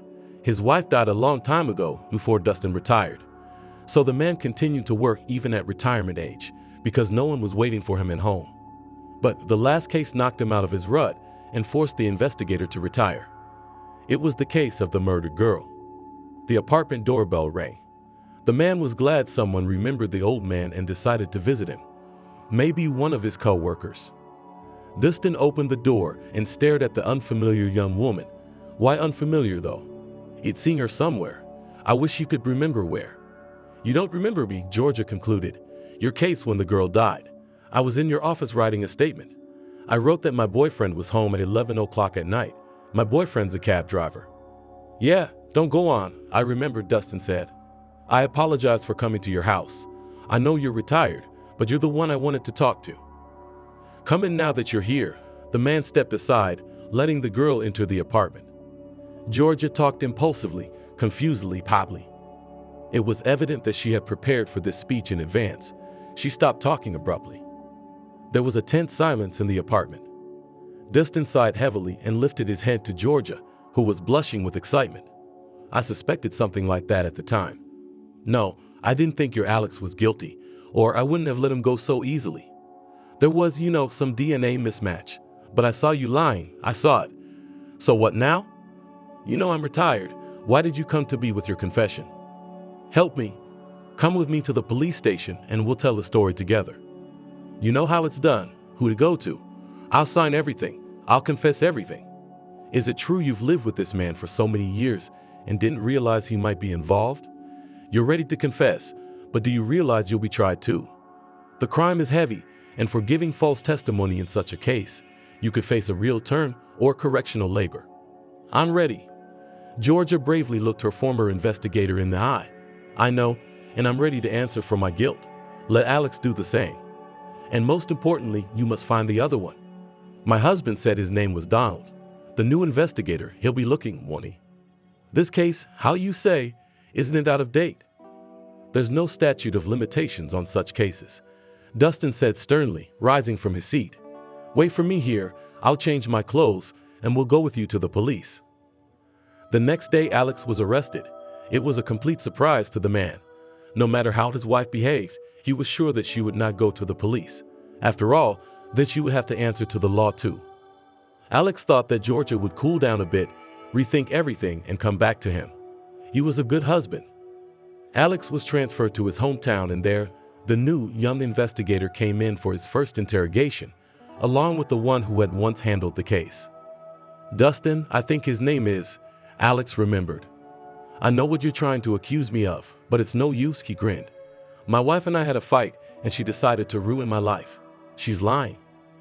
The young investigator, who had hoped for a heartfelt confession, was confused. A lot of time had passed, and in fact, except for George's words, there was nothing to present to this polished man. However, Dustin wasn't confused. "I'll tell you what, Alex, you're not gonna get away with it this time. Georgia told me everything. The actual time you came home, the condition you were in, and most importantly, the clothes you washed last night, and there's one more thing. At about 11:30 that night, Georgia's upstairs neighbor came by. Your wife concealed that fact at the time, so the neighbor can also confirm that you weren't home at that time.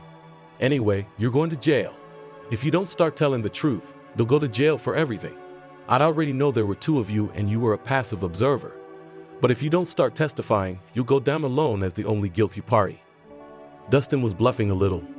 George's testimony wasn't enough to convict Alex, but he didn't know that. The pale Alex felt like the circle had closed and became truly afraid. It was scary to go to jail, and on such a charge. The former investigator, without letting Alex think, kept pressing him. He knew the right pressure points. You already know that it's not me, not me. Alex, crushed morally, almost cried. It was that business traveler. His name was Donald. And now be more detailed. The young investigator became more active. What kind of Donald? In what hotel did he stay? Where did you pick him up from, and where did you take him? Dustin exhaled and only watched his colleague, who had taken the bull by the horns. Alex began to tell, not trying to hide anything else. The man remembered every little detail that could be used to track Donald down. Literally in a week, the police had figured out all the men of the right age who were on a business trip in their city at that time. And within a couple of days, the notorious Donald was identified. He turned out not to be Donald at all. The man had given the cab driver a false name. The only truth was that the man was on a business trip. That's why the criminal felt so unpunished in a foreign city. This man turned out to be an excellent family man with 2 grown-up children. During the investigation, another terrible detail came to light. In the hometown of the criminal, after the events that took place here, there were 2 similar murders of girls. Apparently, the man, who could now safely be called a maniac, got into the taste. Dustin, when he found out, was very upset. After all, it was possible to prevent the subsequent murders if he had brought Alex to light. The investigator felt guilty. Although it became clear what Alex was so afraid of. Perhaps he had not told his wife the whole truth about that night. The detainee, the imaginary Donald, claimed that he was going to leave the girl on the vacant lot alive, and it was Alex who strangled her, afraid that the child would recognize him. The investigation was still far from over, but it was already clear that both Donald and Alex would receive huge sentences. Dustin pushed for Georgia to mitigate the punishment and give the minimum, due to the late but repentance. It was only because of her that this old case had been brought up and brought to a conclusion. Maria stood at the window of the mental hospital with her gaze fixed on the distance. An absent-minded smile wandered on her lips. A few minutes ago, a former investigator had walked out from her to tell her that the killer had finally been caught. And not just one. There were 2 of them. Now the woman knew for sure she'd done the right thing by not settling down about Alex. She may have kidnapped an innocent child, but in the end it resulted in catching the real culprits. God knows she didn't hurt the girl. As Dustin was leaving, he turned around. By the way, I almost forgot. I wanted to give you George's words. She's on her knees apologizing to you. She is guilty and cursing herself for what she did.